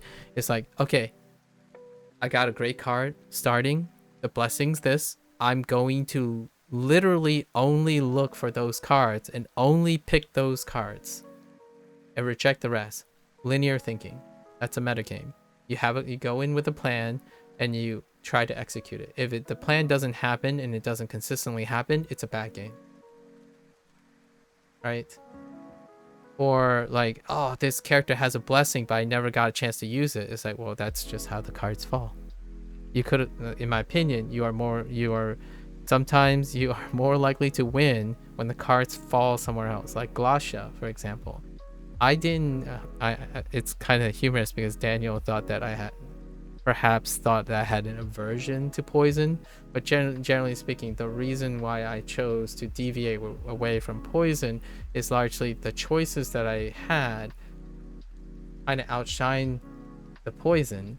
So in a way, that's why the blessing is gonna get a little buffed a little bit. That is how the balance gets tweaked in his games. It's not balancing it so that you can recognize your power trip, your power fantasy. It's balancing because when you are given 3 choices and you are consistently avoiding a specific choice, even when the card pools are common, then something is undertuned. And I would say poison is probably the most undertuned thing among the top 3 undertuned things in the game. But that's one out of a lot of things. So I think that's a resounding success, right? So nonlinear thinking. When do you buy blessings? Well, if you had the relic system, you take it and you never think about it again. As in, like, you never think about when it disappears, or if it disappears. It rarely does disappear. It's permanent. And then you build everything around it. Linear thinking. So in this way, to me, I almost, when the map thing, like when you're exploring the map, that was like easily the semi-persistent map, which is also a highlighted feature in this game, and I can't spell persistent, so it's gonna keep it that way. When that stopped, it made me hungry for more, because I liked the idea that it's non-linear. And it's a linear game in terms of objective. I've seen this kind of attractive description of games come up before, where what is the most linear but not linear playing game you've ever played? Q Black Myth Wukong, right? As a topical case. However, there are others, right? Where it's your decision making that's not linear. Your goal is still linear. Like you're still going towards the thing. So that's like the reductive reasoning thing. In Slay the Spire and Across the Wild, it is quite literally linear, but they try to make it so that you have more than one choice. Sometimes you get 2 choices, 3 choices in the terms of its like progression, how it's scaled and whatnot. Like things escalate no matter what you do. And there is that. There's called the danger level, right? The danger level is an escalation, a force escalation. But you know what's funny about that?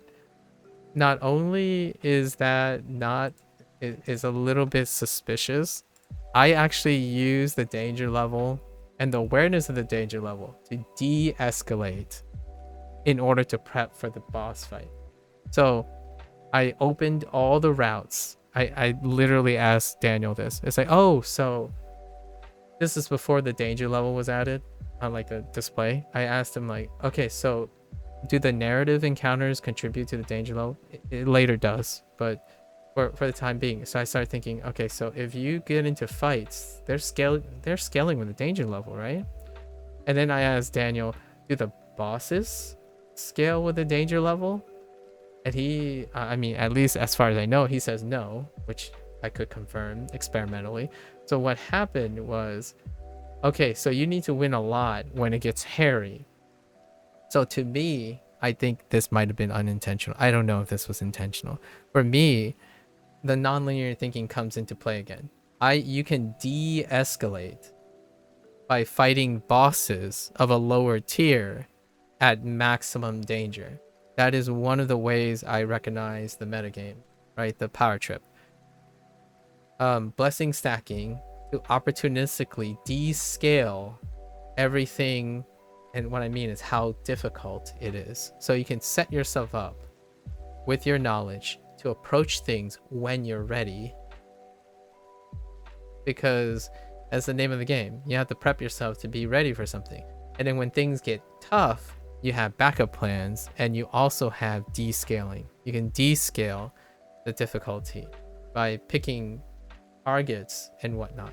And I actually think, like, if there was, if more time and more development, and I think that is the highlight of this game's design. I'm not sure if it was intentional. However, I love the idea of things are overall scaling up, but at the same time, with your strategies and stuff, there's an element of descaling, which brings me back to like times of playing tactical RPG games like XCOM, like the modernization XCOM games, where you're like, oh man, my team is really suffering. Okay, I need to go for an econ round. What else does this remind me of? That's in the roguelike genre. Darkest Dungeon by Red Hook. Right? Some days you're just like, oh dude, I got ravaged by boss fight. Alright, let's recover. And we're talking about Darkest Dungeon 1. Actually, Darkest Dungeon 2 dispensed with that. And you know what's funny about this interaction? Darkest Dungeon 2 took an aspect of map layout that was also popularized in the deck building series by Slay the Spire. And then, Monster Train and all the other ones adopted the same thing, where the format is it escalates in one direction, no matter what. There's rarely a de-escalation. Meanwhile, the thing, in my opinion, that I felt so attached to, I haven't played Darkest Dungeon 2, by the way. Maybe that'll be a future thing. I just watched other people experience it and look at his design changes. Not enough time, right? So Darkest Dungeon 1, you can go into econ rounds. It extends the length of the game, which in this game, it extends the length of the run. And depending on how long or how well my mechanical skills and jury rigging is happening, I choose when to use that route. De-escalate, farm. It is possible in this game. I think it's probably unintentional, but at the same time, I almost feel like that would have been the greatest complementary design to making it so that it feels like it's a dynamically different mindset. There are so many little things here that allows one to get used to deck building from the sense of a Magic the Gathering and a Hearthstone situation. Yes, you bring your deck that you build. A lot of times there are elements of deck building, like different modes of using the system that MTG and Hearthstone has. Like Battlegrounds is technically a deck builder. You're building a minion pool, you're building effects. It has the elements of thinking that involves building something in response, constant response, but you have limited choices. You're making the best of your thing. Slay the Spire, for whatever reason, at some point it became more of an archetype farming than anything, and that's largely due to very, very strong meta, right? When you're metagaming, you're no longer really focused on situational picks, right? The value system. I talked about this really early in the Elemental Exiles. It felt I quite literally set these words, and I set these words about Hearthstone, especially when you're doing like draft tournaments and the arcade mode or the arena mode in Hearthstone. You're constantly looking for value picks. You're value picking. You're being greedy, value picking.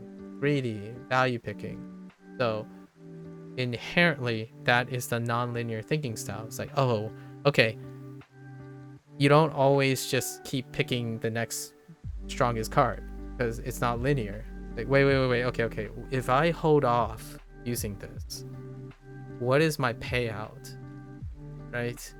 And like, okay, all right, I could just use this card and dump all my damage now, but maybe I can squeeze one more round before my opponent pops me in the face. And you're trying to figure out what your opponent's intent is, what's in their hand, what's available, right? And this is a microcosm. It's a smaller version of that feeling, and I love it. And I actually honestly think that this game, with the potential, like if it was expanded, um, with some optics, like shuffling and trying to, like, presentation wise and sound wise, I earnestly think that it can capture that feeling. It's really a game towards reactionary, like individuals who aren't the there's a deep cut to social media in here. There's definitely we're just gonna write some deep cuts. Like, there's some social media things. This is what you call it, objective. This side is objective based thinking. Objective based thinking.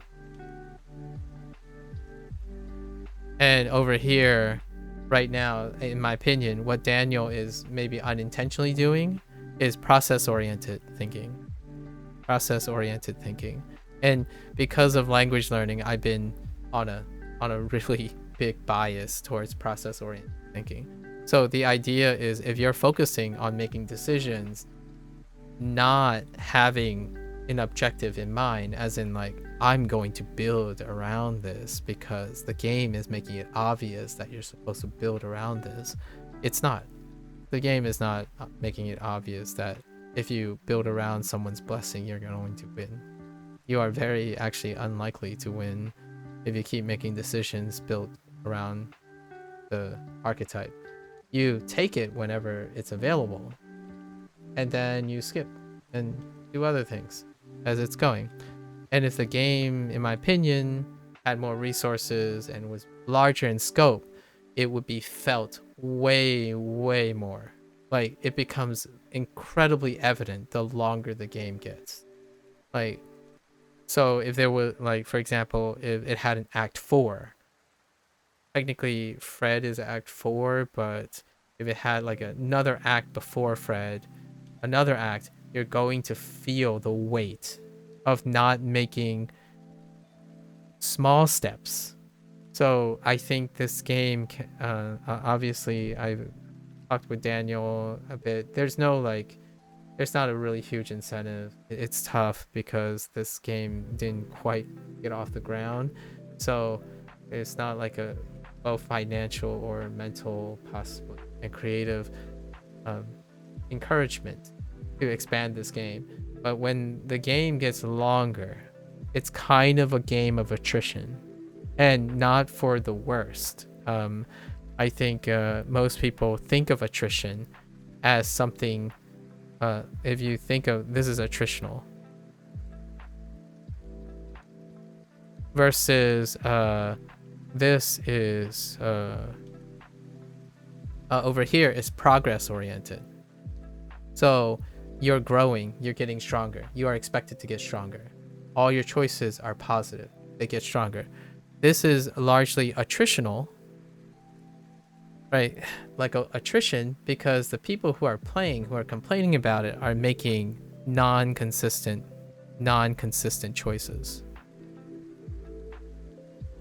They are making decisions based on their objective. Like, imagine, let's just do a thought experiment here. Okay, all right, I want to be a non-elemental damage dealer. Okay, so you go through the game, it's like, oh my gosh, this game keeps giving me elemental choices.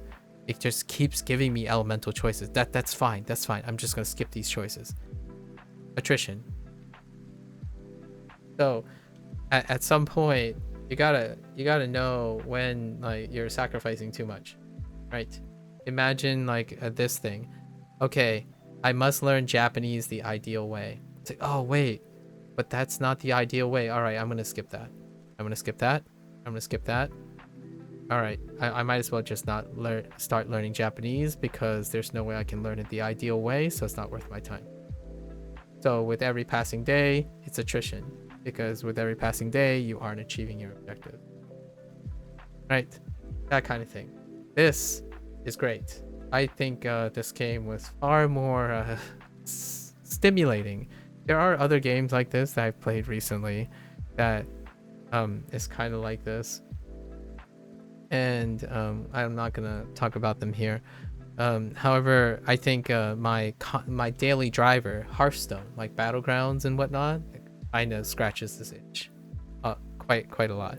So if you're someone like, for example, who has played a lot of Slay the Spire and Monster Train, and you just want to make consistent, consequential things, like decisions, like you're not looking for themes or blasting people's faces or something. You're just the idea is you're trying to build consistency, like, oh yeah, this is good, this is good, this is fine. You're not going like to the moon or getting dumpstered. That's the kind of game this is, in my opinion. So you're going through life, right? You're not gonna become a millionaire and then suddenly become a pinch, like homeless, and then suddenly a millionaire and a homeless again. You're going to go out for a run. You're going to feel slightly good about it, and tomorrow when you go out for a run, you might still feel the same, but you're 1 day older. You managed to run 2 days.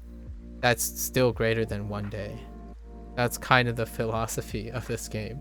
When you make a decision, it's very difficult to feel, ironically, choice matters, right? Occasionally there might be big swings, but the whole thing is you look at it as a whole run.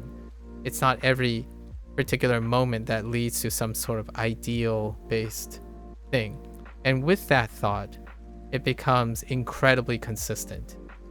Like when you start making just, in my opinion, I keep using the word just, I need to stop using it. If you focus on making picks that slowly gets you more value, right? Value picking, it works itself out. Like it's to the point where you start a game like, I can't lose this. You obviously can. You can scale it up to Oblivion stuff. But when the game clicks, you start a game and like you're basically just there to see what happens, because the idea is you're so ingrained into the value system that rarely you would have to make quite a lot, even on normal difficulty. In fact, I might even argue on hard. I didn't play hard. I'm not like a person who, I like novelty. So scaling up HP and health might not, and attack might not be the thing for me. However, even then playing on normal, I had the range to meet the scale up, whatever the scale up is. I'm 2 or 3 times more efficient than we need to be. And that's kind of the general idea. You play the game, and then it's the story. The vignettes of the characters are what was why I kept playing, right? The vignettes are wonderful.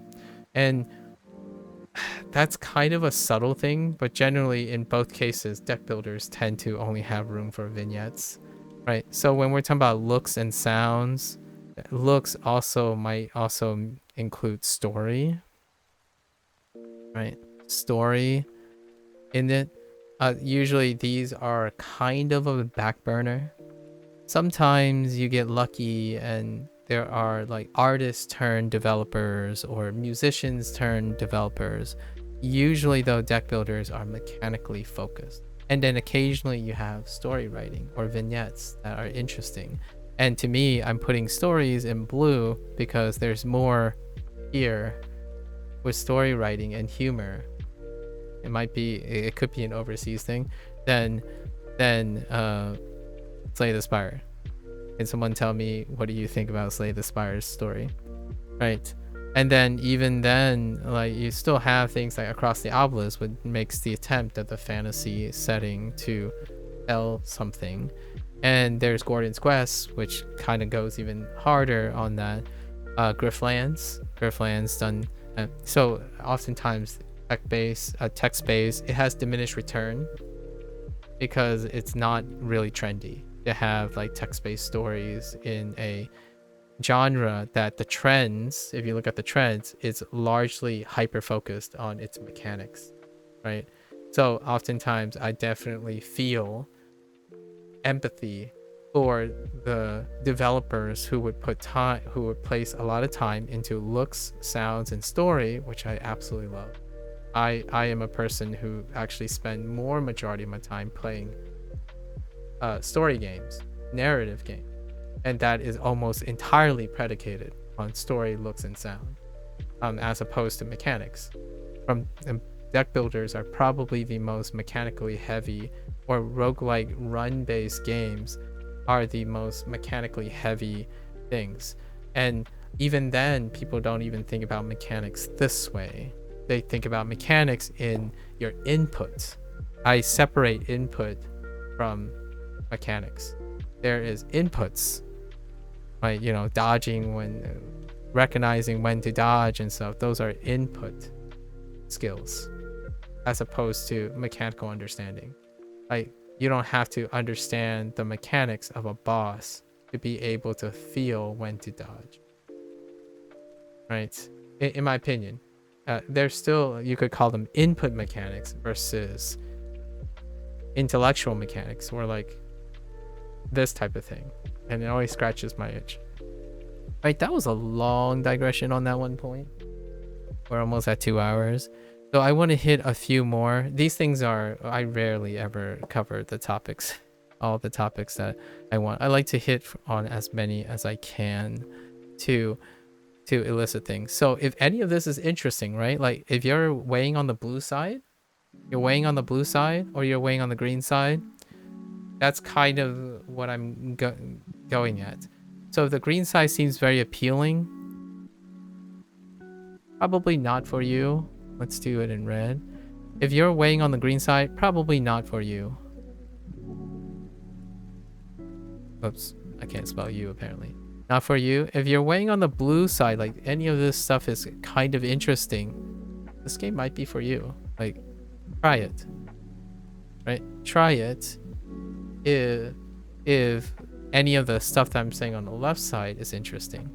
Like, I talk about these things like in a positive, like in both ways. I'm trying to talk about these things in a positive light, because we're talking about your decision making. Do you want to play this game, right?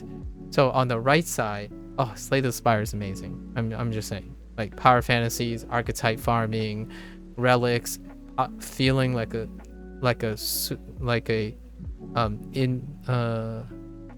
unstoppable force meeting an unmovable wall. That type of stuff is fantastic. And on the left side, you're having the, oh man, I'm kind of skirting by, but now I'm kind of doing well. Now I'm kind of doing slightly not well, then slightly more well, slightly not well, and then occasionally it's like, oh, I got a big exam to prepare for. All right, let's spend the next 3 days really preparing for the exam, and then knock the exam out of the park. So it's almost like left side is life and right side is trendy gaming. Or left side is life and right side is escapism. That kind of thing. Not, I'm being a little reductive, but it's for the humor. Like, so what I feel about the left side is it reminds me of how I am doing this review right now. Like, this is how I go. 1 step forward, 1 step back, and, you know, whatnot, how I'm making content and whatnot. And then on the right side is like, okay, I'm going to become very, very good at Elden Ring. And I hope that if I become super, super good at Elden Ring, do all the trendy stuff that everyone else is doing, but better, I'm going to recognize my power fantasy. That's kind of the thing. And I'll make another analogy for like language learning. If I invest everything into Japanese, then it will make my life worth, like it will make all the effort worth learning just Japanese. Like, you know, like, because that's all I care about. That's the thing that I want. And then I'll become a true fluent native, like foreigner who can fool everyone into thinking I'm a native. Power fantasy. And then we have the left side, which without a doubt that there was no chance in my life that I wasn't going to pick up more than one language. And then there's no chance in my life that I will be able to dedicate myself to one language only to become a master and at that language. I will probably become maybe above average in a few of those things, and overall I'll come out on top. That is the philosophy on the left side. That's not the philosophy of the right side. So if you're really used to that, which I'm going to admit, again, deep cut in red, social media reinforces objective-based thinking. The current stuff that people don't interact with on the internet, like people who say, I need to disconnect from the internet, I need to disconnect from social media, those people who are going out to run marathons and doing a lot of other things, this side, process-oriented. I work as much on my running and jogging as much as my language learning and playing Elemental Exiles. It's a little of everything. I'm not particularly great at Elemental Exiles. I'm good enough. And when I'm good enough, I'm happy. The game is good enough. Sometimes it's even better than good enough. But generally, most of the things I do are good enough because I choose to always make decisions that are good enough. I don't wait on things to be the best before I do them. So if you're objective based and ideal based, you're gonna wait for the best decisions if they ever happen. So you first are gambling on the idea that the stars align and things happen, and if you don't, that's a negative experience. So you spend the whole time constantly getting negative experiences until it pays out. And your balance, the perspective of balance and fairness, is how consistently that happens enough for you to recognize your power fantasy. So you're going to keep trying, you're going to keep farming the same technique, the same metagame, and you find out how consistent that meta that you have is. If it's not consistent, then it's not balanced. It's overtuned, and the devs should fix it because it's not fair that your power fantasy cannot be realized. On the left side, meanwhile, the other people are like, well, why do you need a power fantasy? You can make many different decisions with many different flavors and still win the game by a landslide. Right? I know it's not fancy. It doesn't look cool. You're not like doubling, and then doing 1,000. And actually, I did manage to do that, but that's like rare. Besides the point, you don't really need it, right?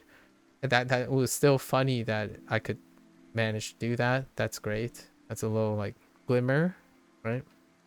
But generally speaking, if you like scrappy games, I like scrappy games. But I also like the others. I like both of these. It's probably why I like video games. I can totally get.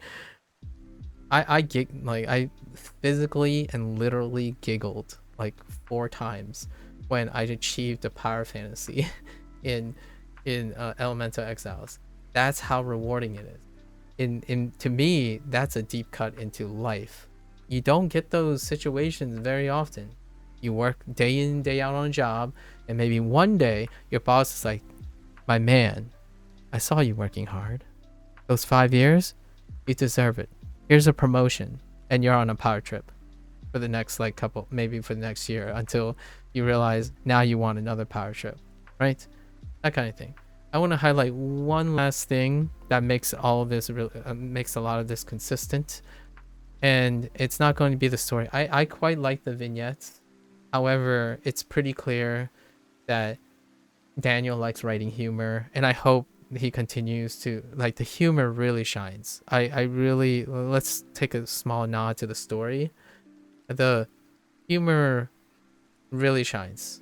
I think there's a winner in this, and that the nice thing about stories and looks and sounds, actually all 3, is that is independent of the game theory side of things.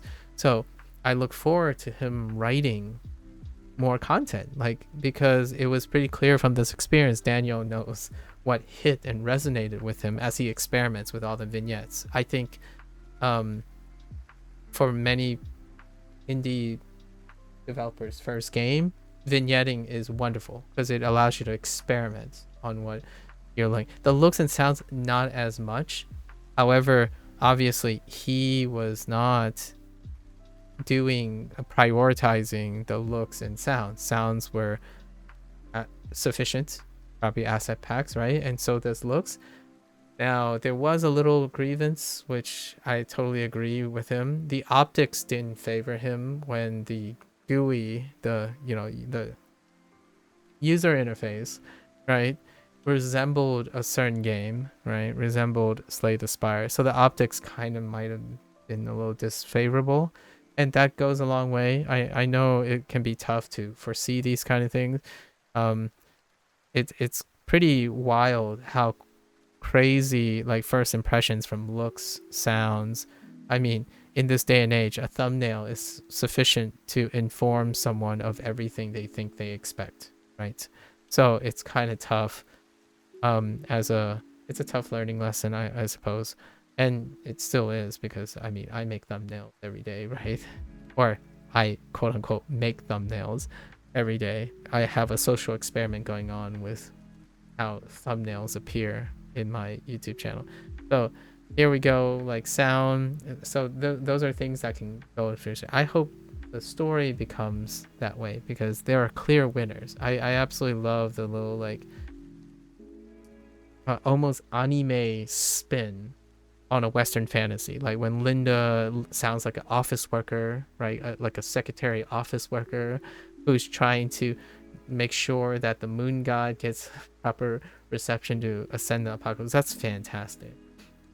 Sentient Dave, Yip with this pointy stick. There's a lot to love about the kind of like rambunctious kind of vignetting.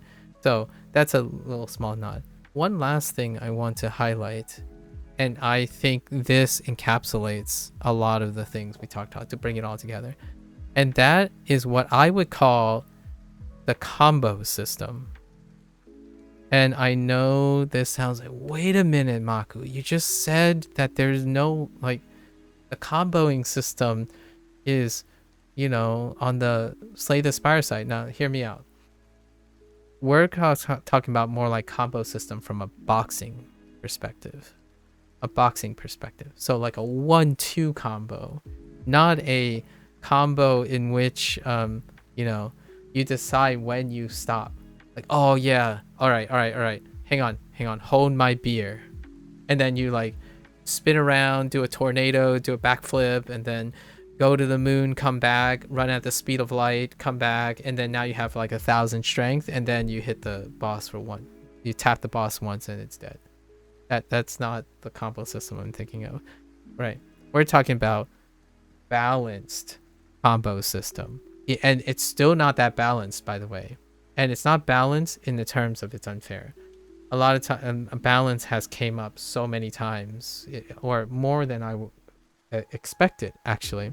Someone said like, oh, this game is unbalanced because the boss has more HP, and like your debuffs don't scale, but they actually scale really strong. And I think it's more of a lack of understanding of how that works. But of all the things, the 1-2 combo system is probably easily one of my favorite things, and I would love to see. Okay, sorry, Daniel, but no pressure. I would love to see this type of logic continue to move forward in the game. The way the combo system works is every single non-basic card, which is basically 90% of your cards, have an alt. Okay, maybe like 80, because I remember a couple cards are. The ones that are most interesting are every card that has a condition to fill, and that is so rewarding. Like, you play one which fills the condition, you play another, it sets up to this condition and fills that condition, and it ends there. It just constantly ends there. So you're like knick-knacking, or like you're like constantly making additional moves over and over again, not strung together so that it can spiral out of control, so that it's like it basically defeats the novelty of the game. Like you use one combo that combos itself, which combos itself. Like, I can't tell you how many times in Slay the Spire's pickup, right? It feels good at first, but then you pick like 3 cards, like, okay, that's it. I'm done. Let's just get those 3 cards in my hand, and then we raffle stomp through it. Because like, obviously, that's one of the joys when you first discover it. In this game, it's always about the 1-2. It's the whole experience. So like you never know when someone's gonna right hook you in the face, and then you stagger, but you don't get like KO'd immediately. You're always going back and forth. So you play a card. Oh yeah, this. You know, my favorite ones are like, a little spoilerly. I think it's Dark Grasp or Greedy Grasp or something, which it draws 3 cards, discards 2, and it adds 2 dark. It's either 2 dark or 3 dark. That you can draw into like a follow-up or something that requires at least 1 dark or 2 dark. So you can do things like that where it's always like 1-2. It's like, oh yeah, if I do this, if I guard first with a flame attack, right, like a fire element, there are cards that if you use the fire card first, it triggers it. And that naturally feels like you're doing combos, but not in the sense of large string combos. I think in deck building and card games, combos are often regarded as something really big. And for the record, it's not just boxing. The combos I'm thinking of is like Hearthstone and Magic the Gathering. Like the combos are like 2 cards, and they can be effective. Sometimes MTG kind of can get them. They can become a little broken, so then they get restricted or banned. That's kind of how balancing works, right? So basically, what I mean is, if you're used to games like Yu-Gi-Oh and stuff, usually those things get restricted. So basically, anything you can do in Slay the Spire gets banned or restricted, right? It's about being efficient. Like 1-2, I play this, it leads to this. That's it. It ends. And when things get out of control, it gets nicked, or it gets retuned or something. So the idea of balance is a little bit different here. It's not for the sake of necessarily fairness, a feeling of fairness in the sense of recognizing your power fantasy, but it's a sense of fairness and balance that I think the original word was kind of being used, that you don't get scaled out of control, right? There's no potential to recognize a power fantasy. In fact, balancing a game in that way is to legitimately make it feel less impactful for making any one decision. And that was one of the, I would say that's probably, if I had 3 things that I gathered from this experience, I'm talking Daniel, reading the comments, the limited comments and feedback, is that this game doesn't allow you to be an omniscient person. So why isn't Daniel's game providing me with all the possible information so I can be in anime god and suddenly predict and calculate all my moves so that I can make the enemies cry under my feet, that kind of thing, right? So that's the first one. Everything should be fully explicit. You should have all the information possible so you can calculate all your runs. That's satisfying, right? I totally get it. Me too. When you can calculate everything. However, there's also elegance if you're on the left side, right? The second one is always should you be stronger than your opponent or have the potential to be stronger than your opponent. And also, you are always moving in the positive direction. Always getting stronger in any possible way. In fact, roguelite games practically make that a requirement, right? No matter what you do, no matter how incompetent you are, no matter how much you lose, you're always moving in the positive direction. This game, you could play a whole run and it feels like you're constant with a proper state of, like with an improper state of mind, or a non-appropriate state of mind. You can, from turn 1, you can lose progress. You can feel weaker with every step. It's very possible. I disagree that that's usually how that works. You often take 2 steps forward and 1 step back most of the time. In Lots of the other games, you're always taking one step forward, if not even more steps forward.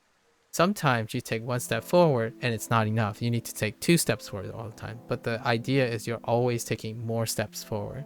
Like, and in Slay the Spire, it's like, okay, if I pick this card, it'll get me 1 step closer to my objective, right? 1 step closer. Okay, because I already know what the boss is. I already know what my end goal is, what I went out to do. So the sooner I secure getting to that goal line, the sooner I know I'll win. So you're already knowing what you're looking for or what you're going to look for as you get closer to the step, right? That's the mindset. So you're always taking 1 step, and then suddenly if you got like a really nice card, you're 10 steps closer. In this game, if you build something, it can disappear. If you take 1 step forward, there's a chance you can take 3 steps back. However, when you adjust to that, you're often taking 2 steps forward and 1 step back. Occasionally, you would take 1 step forward and you take 2 steps back. And then when on the rare occasion, you take 3 steps forward and you feel like a champ with no like trade-offs. And that's kind of the idea, right? It's very few. In Slay the Spire, it's like you can end up taking like 20 steps forward. In fact, you could take 1 step forward, but it has the potential of being 30 steps forward. So if your next pick is exactly what you think it is, that 1 step becomes like 50 steps forward. It's practically GG, right? And that feels really good because you took a gamble and the gamble paid off. High risk, high rewards, things like that. In my opinion, you can't even take high risk if you wanted to. In Elemental Exiles, you can't. And if you make misplays, you can't really make devastatingly big misplays. I mean, the game will like nickel dime you to remind you of how foolish you are. In Slay the Spire, sometimes if you make 1 move, you get stomped into the oblivion. And then if you make the correct moves, you stomp the thing into oblivion. And that's usually like for the duration of the entire game, not really every encounter. In this game, I think 90% of the time it feels like, yeah, I gotta be consistent. All right, let's block here. No need to push for damage, like, and whatnot. Occasionally I did do glass cannon builds and they are kind of fun. However, I was auctioning off, like I was trading off my health. I was using my health as a currency, right? It would have been awesome to have a character that uses health as a currency. However, anyways, so combo system, it's a 1-2. If you manage to trigger 1, great. Trigger another. It's always 1-2. Use 1, cash in. Occasionally you use 1 and you cash in, then cash in on another. That's awesome, but that's it. Like one of the biggest comments obviously is, why can't this be like Slay the Spire, because I want to play lots of cards and all these cards cost 2. Like that sucks. I could only play 2 cards. Why can't these cards be cheaper so that you can play like 3 or 4 cards? Well, technically, if you think about Slay the Spire, you escalate, right? In the beginning, you actually are doing way less actions than Elemental Exiles. Elemental Exiles largely stay around 2 to 3 actions. If you're lucky, you might get 4. And then there are very specific cases where you get like 5 or 6 actions. And then each of those actions have a potential to multiply, right? Multiplicative hits. And it's kind of OP. Multiplicative hit is pretty absurd. And then the buff or strength multiplies it even more. In Slay the Spire, you start off with like 1 action per card. And then you build. On average, the scaling in Elemental Exile is more in the center.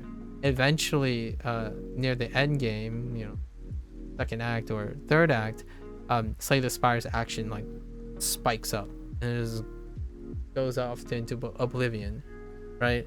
So in the way, once again, Elemental Exile's design is about balance. That's the parity here, or the paradox here. If you don't like balance, you're on the right side. That's the trend right now. If you like balance, you're on the left side. Try this game. If you want to feel if a balanced gameplay is your jam, I think that's one of the probably the third point I think. It summarizes durability.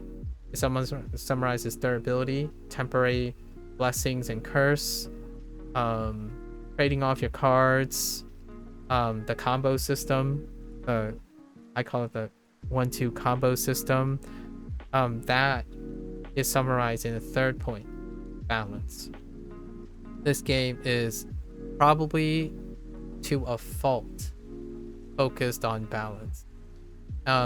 Whenever someone says balance, like to make this game better, they're focusing on achieving power fantasies, which to me is ironic because that's the opposite of balance.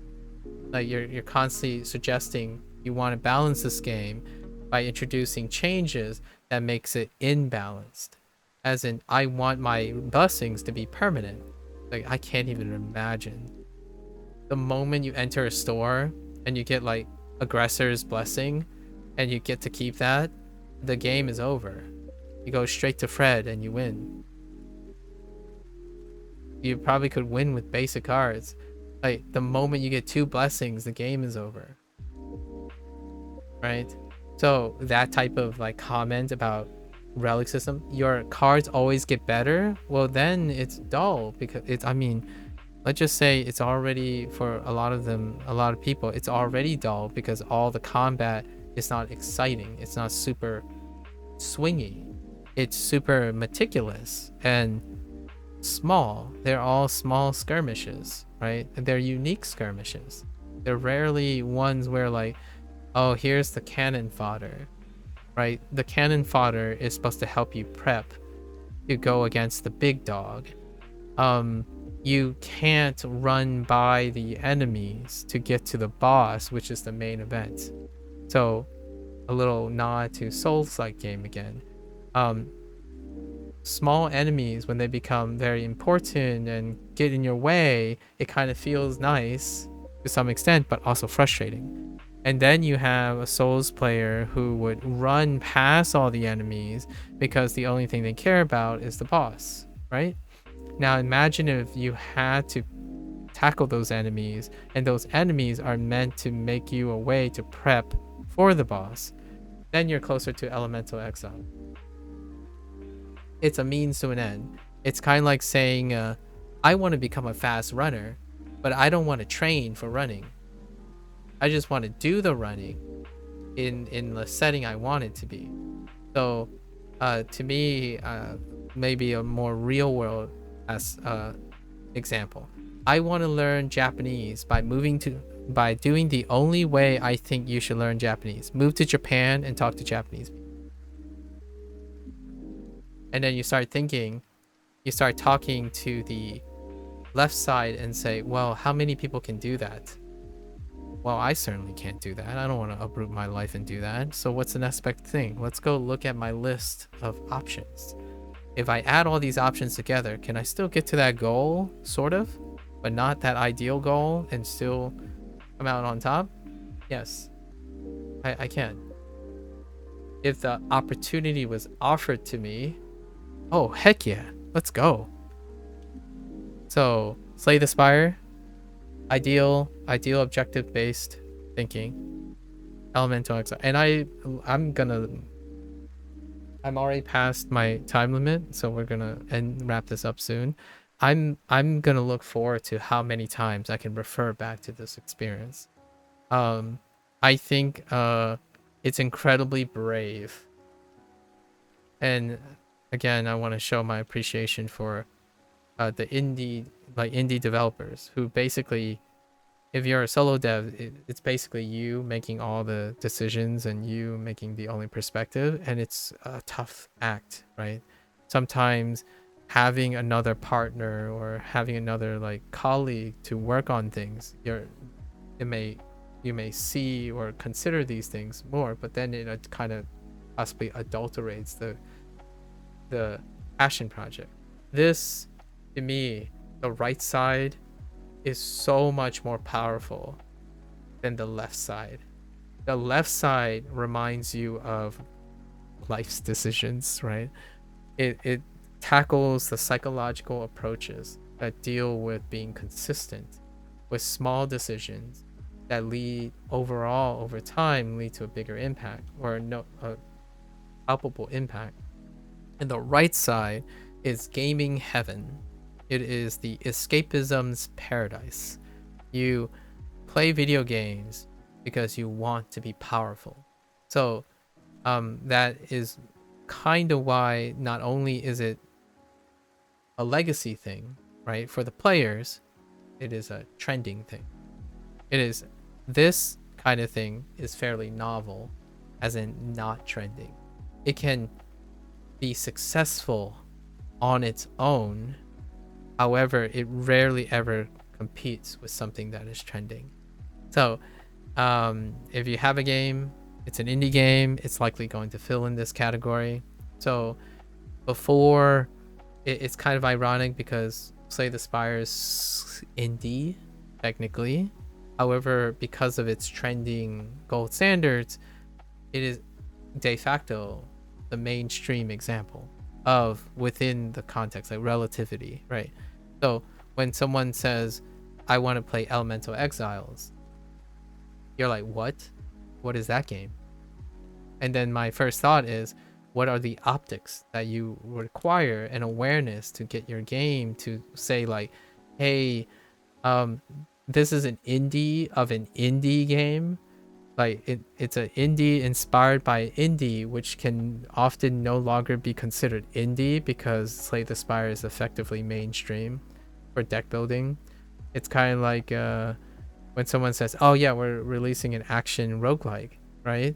And then the first consideration, some of the considerations in terms of optics, is that you hope that it doesn't look like, if it has a Metrovania subgenre, you hope it doesn't look like Dead Cells.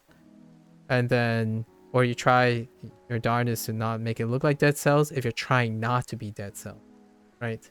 And then, or like if it's a Metroidvania, you try not to make it look like Hollow Knight if it's not going to be Hollow Knight. And unfortunately, like to some extent, the UI and like the theme and stuff kind of elicits Slay the Spire, and that kind of made it a little bit, it worked very much against this perspective. This game plays so differently and I love it for it. I really enjoyed it. It was fantastic. It's been a while. I have another game that's coming up. However, more on that a little bit. Okay, so let's wrap up. Right? It hasn't been that long. Usually these sessions are like 4 to 5 hours. Things to think about, right? And without, I know it might be slightly imbalanced because I tend to favor the developer in the sense that the developer generally do not get a voice in this. They can try their best, but they're like very select. They're like one person, right? Especially in this type of situation, they are literally one person. So I might be a little bit biased towards taking the developer's stance. However, mark my words, I absolutely love Slay the Spire. I love the thing that MAKU has built.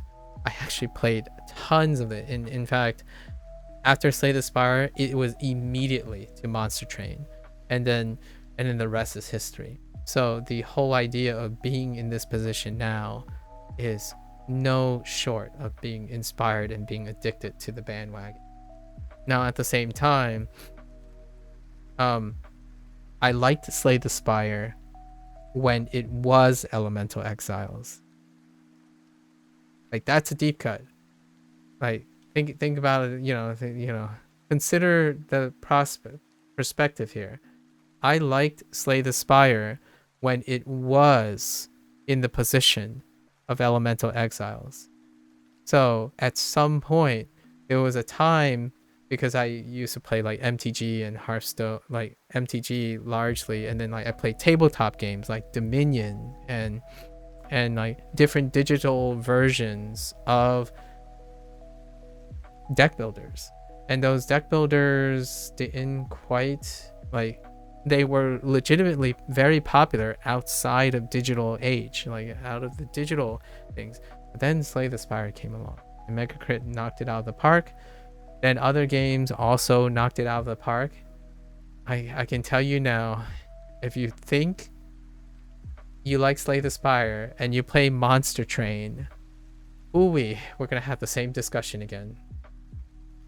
Because in this case, there's the nice thing about Monster, the one thing that is not working against Monster Train is it looks nothing like Slay the Spire.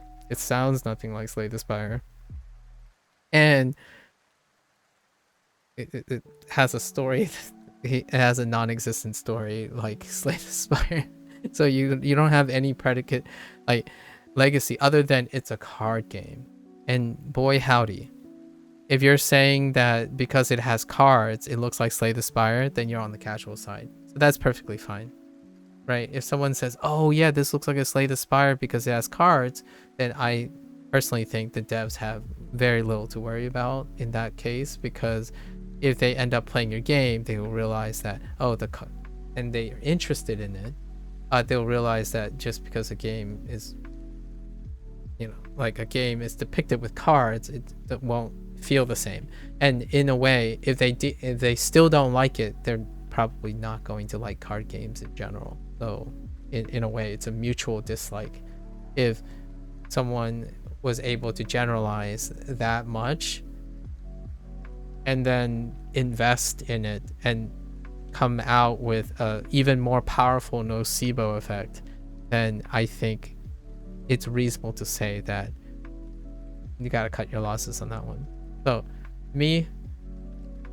this summarizes it. A good idea if you like it. Go on the left side. If any of those things are attractive, it's practically the center pin of the game. If any one of these things are like, it's kind of like the majority of the experience. On the right hand side, I know this is about Elemental Exile, but when indies succeed and another indie succeed, you can have them collaborate. In fact, that's kind of my favorite trend right now, like especially like Balatro, when in the Nintendo Direct, where Balatro is like having like crossovers with everyone else and whatnot. I think the success of one indie, regardless of like its impending thing, weaponizing it to hit another indie is very disappointing. It's very vicious, maybe unintentionally malicious. So I like to unintentionally damaging, as a not necessarily malicious, but unintentionally damaging. And it could have, like, the same thing could have happened to Megacrit, right? If there was a game that preceded, then Megacrit wouldn't be the one setting the thing. It's kind of like the comment and like kind of balance between the reactions to Baldur's Gate 3, right? When it comes to a statement about BioWare and all the other ones, right? So I think in a way this is necessary for me. I like to talk about these things, not so much say like we're talking about I have any like financial investment in things, but the idea is understanding things like this also makes people really happy with their decisions, both the devs and the players. Like, I make decisions largely to learn about these things. The game is great. It doesn't have to be something for me to talk about it for like hours. So with that said, let's do our final panel, right? I was a little conservative this time. Usually it looks like a vomit, like a big vomit. If you ever want to see big vomits, go to the end of any other Let's Play.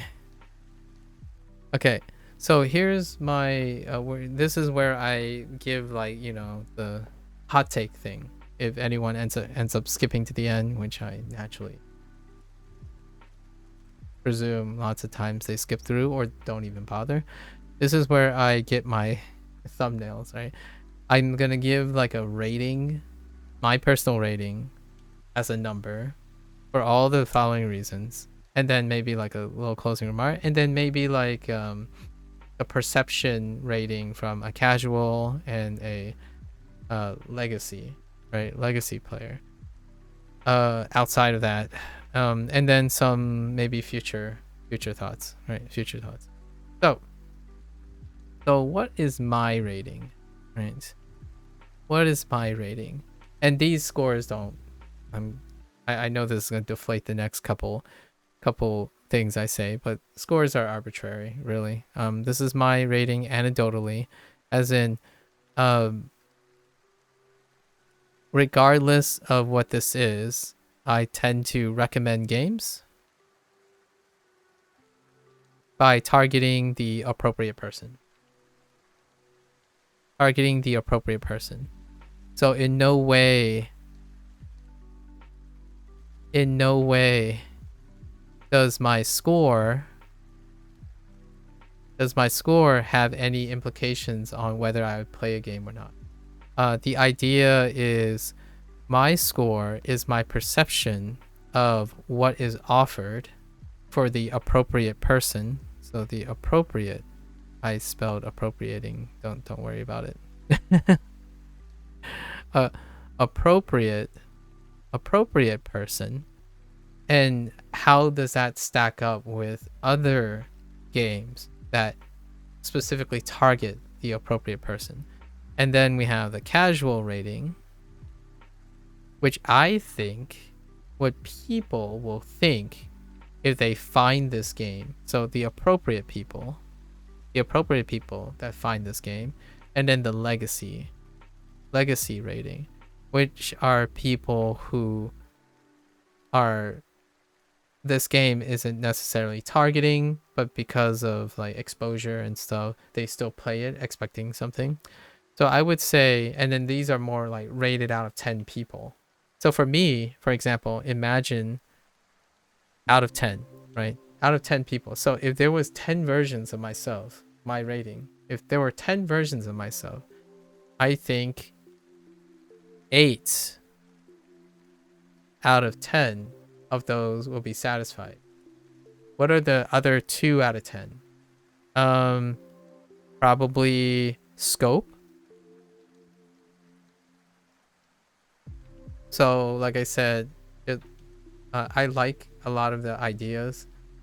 However, the scope of it did not necessarily capitalize on, right? And I am a story person, which I did highlight is great, is very promising. However, at the same time, it doesn't exist. Like, that stuff is not coherent enough or like centered enough in this game. I think it would be a highlight feature of a deck builder to have wonderful vignetting, right? And then we have to state the facts, right? Sound. I'm a very big sound person. And art or visuals, right? So two of my 10 clones may be like nay, and then eight of my 10 clones, including myself, are yay, right? That's kind of the fairness that I have. For the casual rating, I think what is here, and then now we have to take in the elephant in the room, pricing. This is where the pricing comes in, because we're talking about the hot take here and the informing. The pricing is kind of steep, right? I think it's MSRP is 30 USDs, right?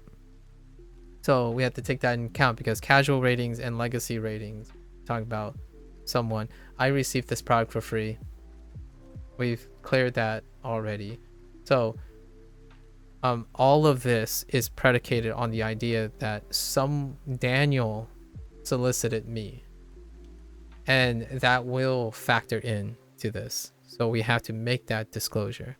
I invest far more into people who solicit my attention than me going out of my way to solicit their attention, right?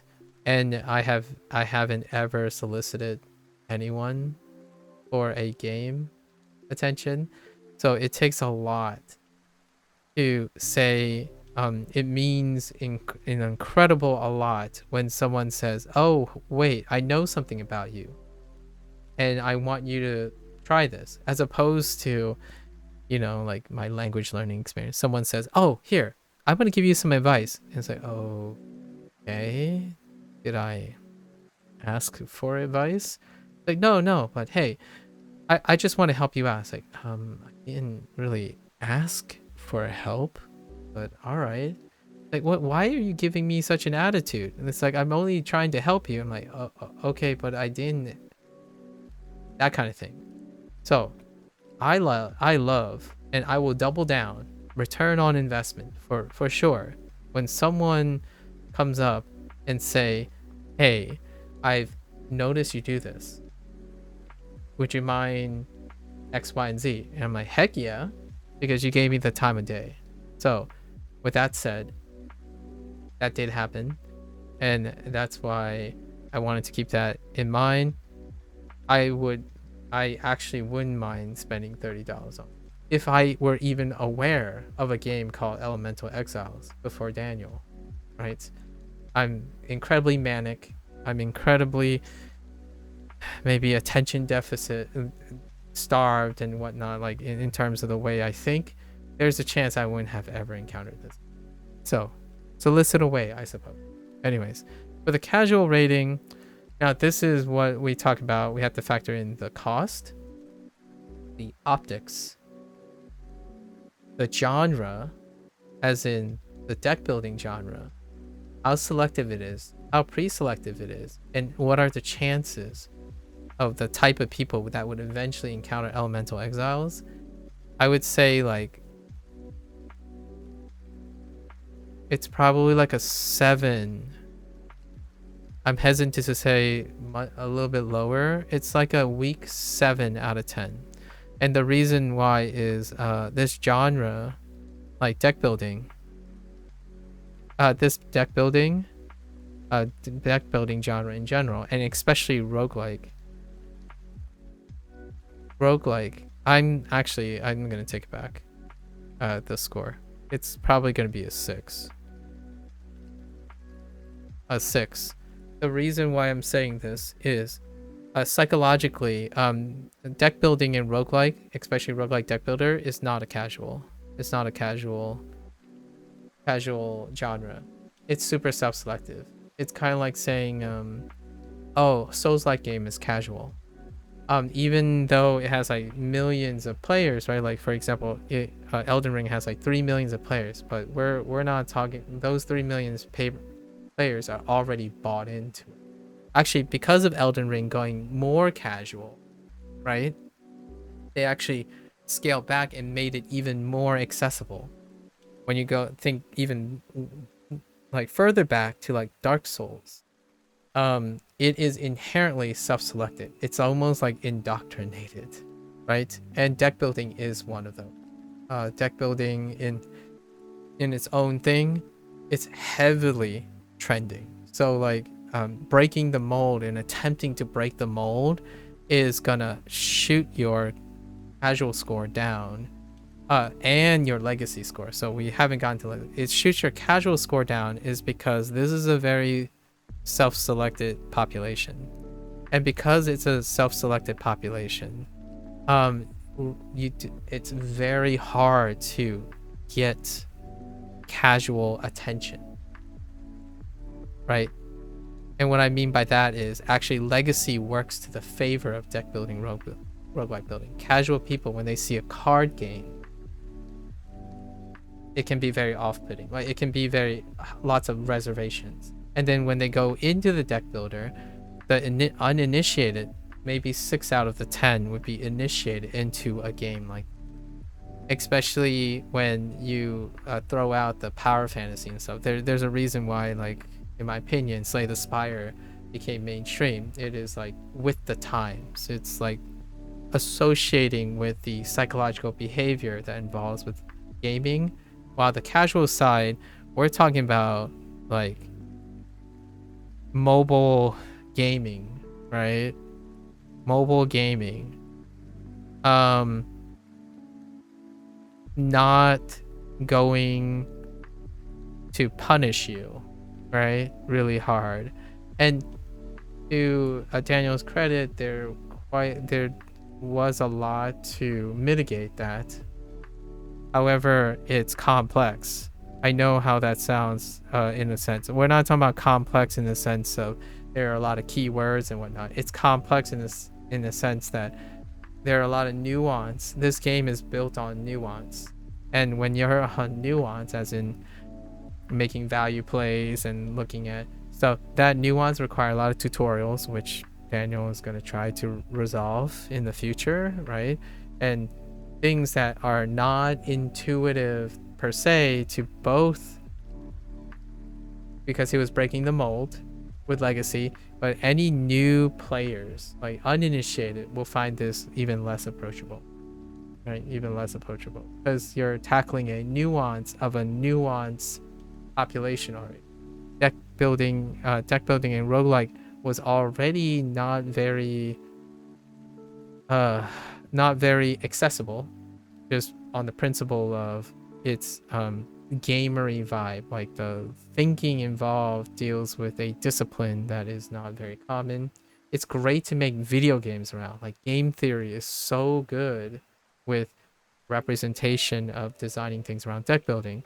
However, in the casual world, games that imply visceralness, intuition, visceral learning, like less needing to know a lot of details and stuff, that's usually going to be the casual rating system. So it's a 6 out of 10, which generally speaking, a lot of times other deck builders, like first time deck builders, they make it so that the game is just relatively easy and it's filled with spectacle, right? Like what's a high casual rating type of first games? Your cards look really pretty. I know this is not supposed to sound condescending. It's legitimately like a human condition. Your game sounds really wonderful. There's lots of like eye candy, like not the sense that it's high fidelity, like we're talking about Unreal Engine and stuff. Like your cards are really pretty. There's like very sensational, like visceral things that people can intuit in order to elevate their investment into the game. Like indie games, like some of the ones that have very underdeveloped mechanics, very casual mechanics, super simplified, streamlined mechanics, have iconic things, and they can be subtle things like a bear wearing a baseball cap. I'm actually or like a bear running an inn. I'm talking about Bear and Breakfast, by the way. It's a really charming game, like legitimately. And then it's merchandising, right? If you can tell yourself, hey, I built a game, but people want plushies, that's kind of the casual feel, right? It's poppy. It requires a lot less like forward investment. But to understand Elemental Exiles, its roots, its mechanics, why do you want to choose this over this? Why is this temporarily? Why do I have to do this? It requires a huge, it's a huge barrier. And a lot of tutorials can be both great for the ones willing to invest. At the same time, it can end up looking like Civilization 7. Right? So lots of tutorials, people skip tutorials, then the casual just gets it angrier, right? And then your only response is like, well, we tried to explain this to you. It's in the tutorials. Like, well, I'm a casual. Why would you have to make the game so complicated? Complicated, not complex, complicated. And that's kind of the thing. So that lowers its appeal. So there aren't initiators. There are no, like, there is less likely to have a adopter. You're not casual friendly, right? Not exactly. 6 out of 10. I'm going to say it's above average because it's even less, it's even more approachable than the legacy rating. So if you're trying to appeal to someone, like if you're thinking about games that target legacy people, they are metagame heavy, archetype heavy. So what I mean is, to be successful in those games, you already need a lot of knowledge, even more so than the design of Elemental Exiles. I think the way Elemental Exiles is designed is far more casual friendly. I do not think Slay the Spire is casual friendly in the sense of its like mechanics and stuff. Now, Slay the Spire now is largely self-selected. I think when they first started, I don't think Slay the Spire was considered like, oh man, this is so easy to pick up. It's like you just pick something and you go for it, like Darkest Dungeon. It's not a thing you pick up. At some point though, due to its nuance and whatnot, it's self-selected. So now when people go into Slay the Spire 2, it's probably gonna be a hit because there's already a large enough fan base to self-select themselves. Now the problem here I can see is, of course, you're going to realize that the rating for the legacy rating is probably a 4 out of 10 for the legacy rating. It's probably going to be below average because all of this game's design is to go against, is to break the mold, right? Break the mold. And the reason why I think it's going to be below average is because the mold is so strong right now. It might not necessarily be the most opportune moment to try to break the moment. Not most opportune moment to break the mold. Like there are times when it's great to try to break the mold, and you know, I'm not saying you should predict these things. It's so hard. It's a very unfortunate situation, right? And it also happened. Daniel even acknowledged that this game also released with another kind of anticipated deck builder. So there's a lot of things working against it, right? And that kind of sucks because as a developer, you kind of want to do your own creative thing. But for example, I'll use myself as an example. If I wanted to be a popular content creator, doing what I'm doing right now is trying to break the mold. How strong is Trends by Legacy? And how accessible are you casually will largely, in my opinion, be a consideration to take to average these overall impact on how you can get started, right? Get started.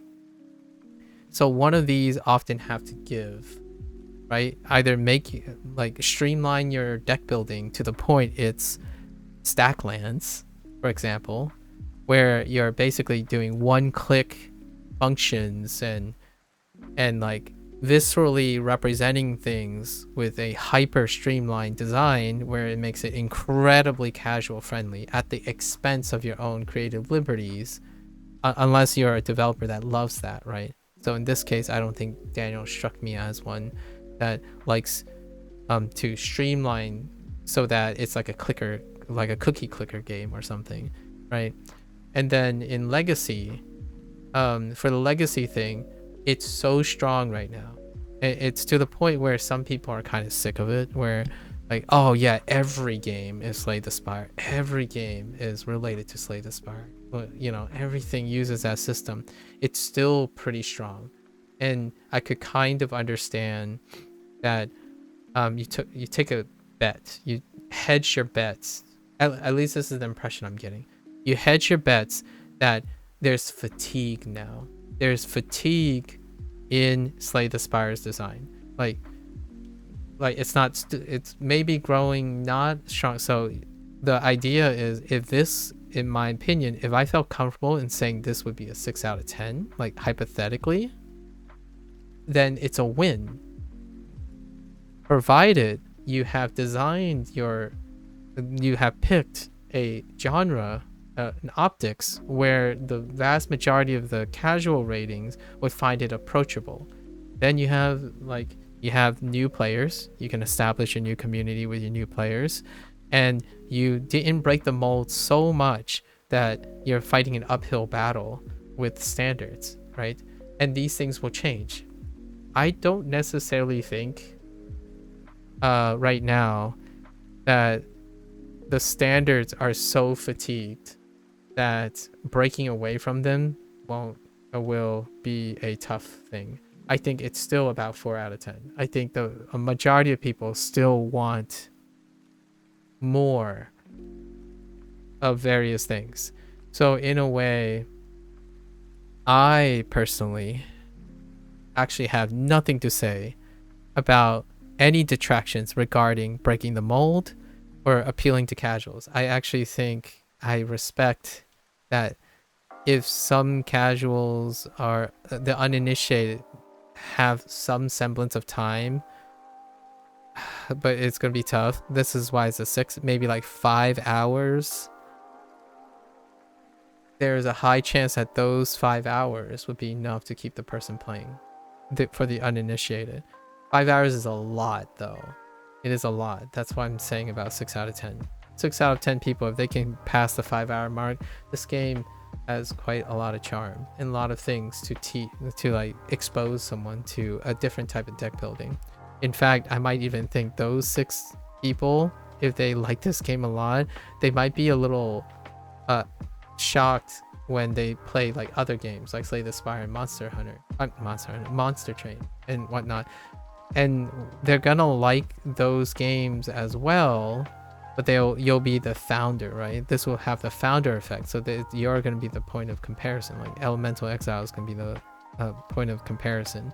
However, the other games, they are incredibly streamlined and they are incredibly trending with the times. So if I were to reevaluate things like Monster Train and Slay the Spire again, both scores will still be higher because their streamlined effect is appealing to the current state of mindset with gaming. While at the same time, it is self-feeding its own legacy. My ratings are absolutely and notoriously always going to be 8 or above most of the time. Because so far, the situations that I have been in are already favorable to me. Now, as I'm concluding this remark, I had a really wonderful time with Elemental Exiles. Maybe the future is still not set in stone, so Daniel might bring some elements from Elemental Exiles into his next game, and maybe he'll go back and do a legacy thing. Maybe there might be even a remaster. Like remastering the first projects tend to be a thing a lot of times, so there might be an like a 5-year anniversary version of, who knows. This is usually not the last time. I typically talk about everything I do. So the next game we play, you're gonna hear me say Elemental Exiles over and over again. I play on recency. I keep most of my experience with me so that I don't forget, right? So for me, it was an excellent experience. I might not literally be playing the game, but I'll certainly be using it as a point of reference. I don't like discarding my experiences and all the privileges and things I've been given. Really, I rarely have been given anything a lot of times. So this was definitely on the side note, I will give this like a 10 out of 10 experience as a like commentator. I don't even qualify myself as a reviewer. I'm not a professional reviewer. I do analytical work. My professional background was in science. I do analytical work, right? I used to write professionally because you had to publish scientific journals, and a lot of them deal with this type of thing. Conclusions, methods, all that deals with this type of thinking. So now I'm just a commentator, and I might even say it's a 12 out of 10 experience. I think the most wonderful thing about this experience is my privilege that I was given to talk to Daniel. That is something that is absolutely priceless. As most of the time, it's hard to say how much I love something or appreciate something because it's usually very good. It's a very positive light. And then the other stuff that I'm talking about is try to keep myself grounded, because this type of thing is the harsh reality a lot of times, or the sobering reality of how I feel to explain what's happening, or like what I feel like best fits the scenario that I'm seeing, right? And that's kind of like juggling the things as much as I love the opportunity. And with that said, just as a teaser, I do have another project coming up.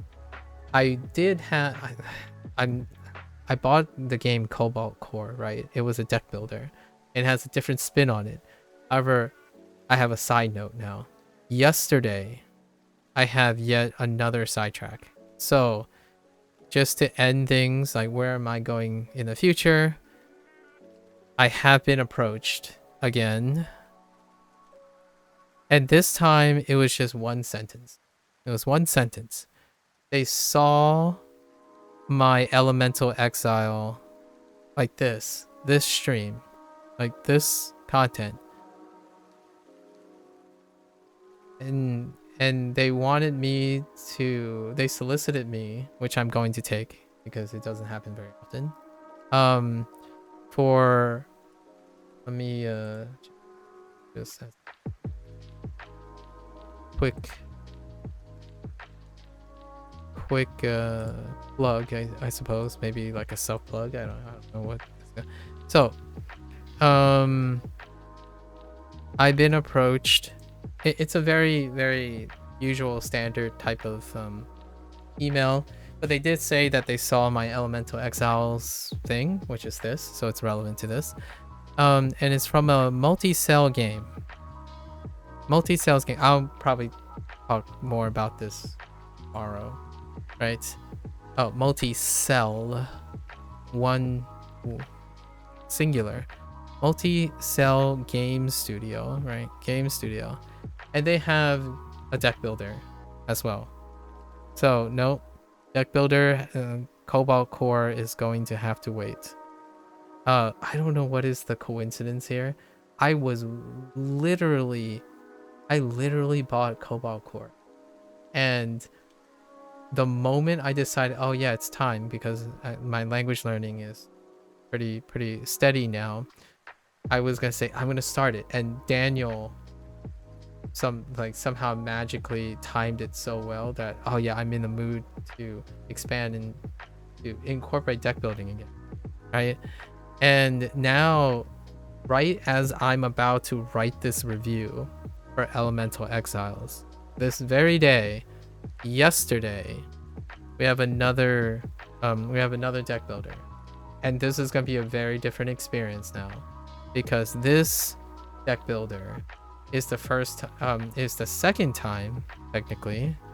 This is not why it's different. The second time I have been approached by an early access game. The last time was a game called Battle Bands, and I have yet to finish that, actually. I was under the impression that game was going to have rolling updates. It doesn't look like that's going to be true, so we're going to have to complete it, do that review in retrospect. However, this is a game that didn't, just on cursory look, the big difference here is this game didn't have either a closed testing, which was the Elemental Exiles, and it did not have a great early access period. So pretty much most of my games that I've played voluntarily that had an early access period, I typically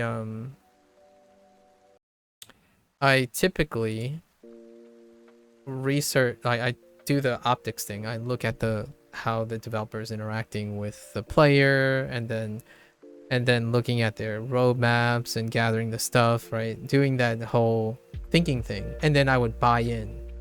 Like, for example, I own Hades 2 right now because Supergiant Games, I feel I understand their building philosophy most of the time. So I legitimately buy their game in early access and I wait for the 1.0 launch. and that's when I will play the game and do the same thing here. In this case, this game is coming out of early access, which like Battle Bands is coming out of early access in less than a week from now. However, Battle Bands and like among others, they typically have very healthy interactions with their early access period. Like what I mean by that is there's no egregious problems or bug things, and then the developer continue to maintain a amicable relationship with the early adopters, right? And generally speaking, that's an asset. That's when early access works really well. It's one of the things that makes Steam, I imagine if I ever get to talk with Supergiant Games, that's probably why they continue to choose to put their game into an early access period. It's their bread and butter. It's been like, and other games do the same thing. Like other publishers, certain developer groups, indie developer groups, continue to do that, right? Because the communication and the back and forth produces a sense of loyalty, a sense of trust and amicable communication. And obviously, I'm not sure how. I think Daniel, he mentioned that he might not be the most sociable type of person. It can be like real life and all that, like life stuff happen and whatnot. But early access periods, when a developer or a developer group maintains an amicable relationship, even despite a lot of times their game can be launched in like a really buggy state, by the time they decide to launch in early access, out of early access, like the 1.0 launch, that's usually, in my opinion, when the developer has said, like, oh yeah, finally it's in a good place, everyone seems to be giving great feedback, let's pull the trigger. And then in that time, when that game is launched, you rarely have like a giant shift in sentiment, right? Then all your casuals fill in, the uninitiated floods in, and then the established stuff, work to bolster that, like resist potential like maybe casual difference in opinion and maybe like unaware legacy players and whatnot. So this is the first time it looks like I'm just cursorily teasing what I'm going to say tomorrow. A lot of things that I'm going to say tomorrow is that I think this is more or less a first time, again, another first time game choosing to deck build. So all the things I've said recently today is relevant to this, and it's already a uphill battle. And it looks like just the cursory thing is it was an early, like it's been 2 or 3 years in early access, so it might have had some rocky start. Maybe things are ironed out. I'm gonna be talking about those things. It's very relevant so that I don't misrepresent like, oh, they never had this problem. It's like, well, they did, right? They did have the problem. Are the problems still there though? And that's kind of the idea, right? And they had more feedback. It looks like they've had more feedback overall within a longer period of time than the way Daniel went about with Elemental Exiles. He went for the launch, right?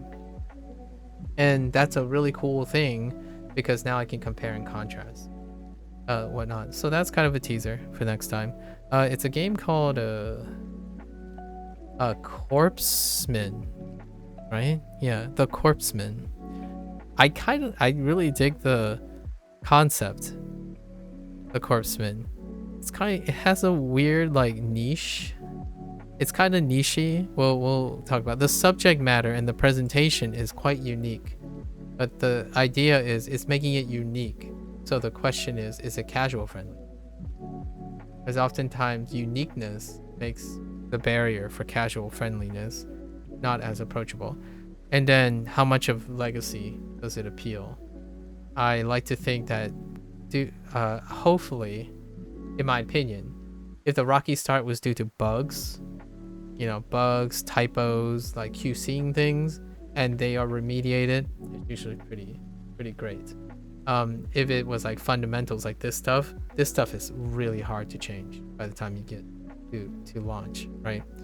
You can't possibly anticipate what the market is going to be like the time. Like if you spend like 3 or 4 years making a game, you can't possibly anticipate what happens in 3 or 4 games to the trends that will happen. Like I honestly think like if you were gonna try to break open the deck building genre starting now and expecting to release another one in 3 or 4 years, breaking the mold might be great.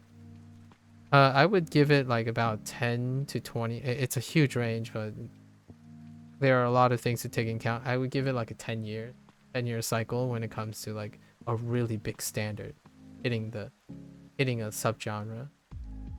Slay the Spire is about that time, and you know, naturally, interestingly enough, Megacrit is going to release another game, right? A sequel to Slay the Spire 2. So we'll see. We'll see if the standard still holds up. All right, a good wrap. Around 3 hours. Not too bad. Yeah. So thank you, Daniel O'Brien. I look forward to his next game actually, and I hope the time is right. It really does. This stuff is what I think about a lot of times. Like, yes, you can be creative. You can make really great games. There are great games that weren't great before or initially. Take one from FromSoft and Demon Souls, right? So timing, unfortunately, is part of some of the skill sets for people. So when you have like a developer group, a lot of times there will be someone who like focuses on these things while others focus on other things. And I'm a consumer and I focus on behavioralism because content creation is kind of topical in nature, and I know what I appeal to and what I don't appeal to. So that's kind of the idea. 8 out of 10 for me though. It was a really great game. The obvious things, I'm just stating the obvious things, which is very hard to argue against. The facts are, scope is smaller because it's a smaller game. Solo indie, it's $30, right?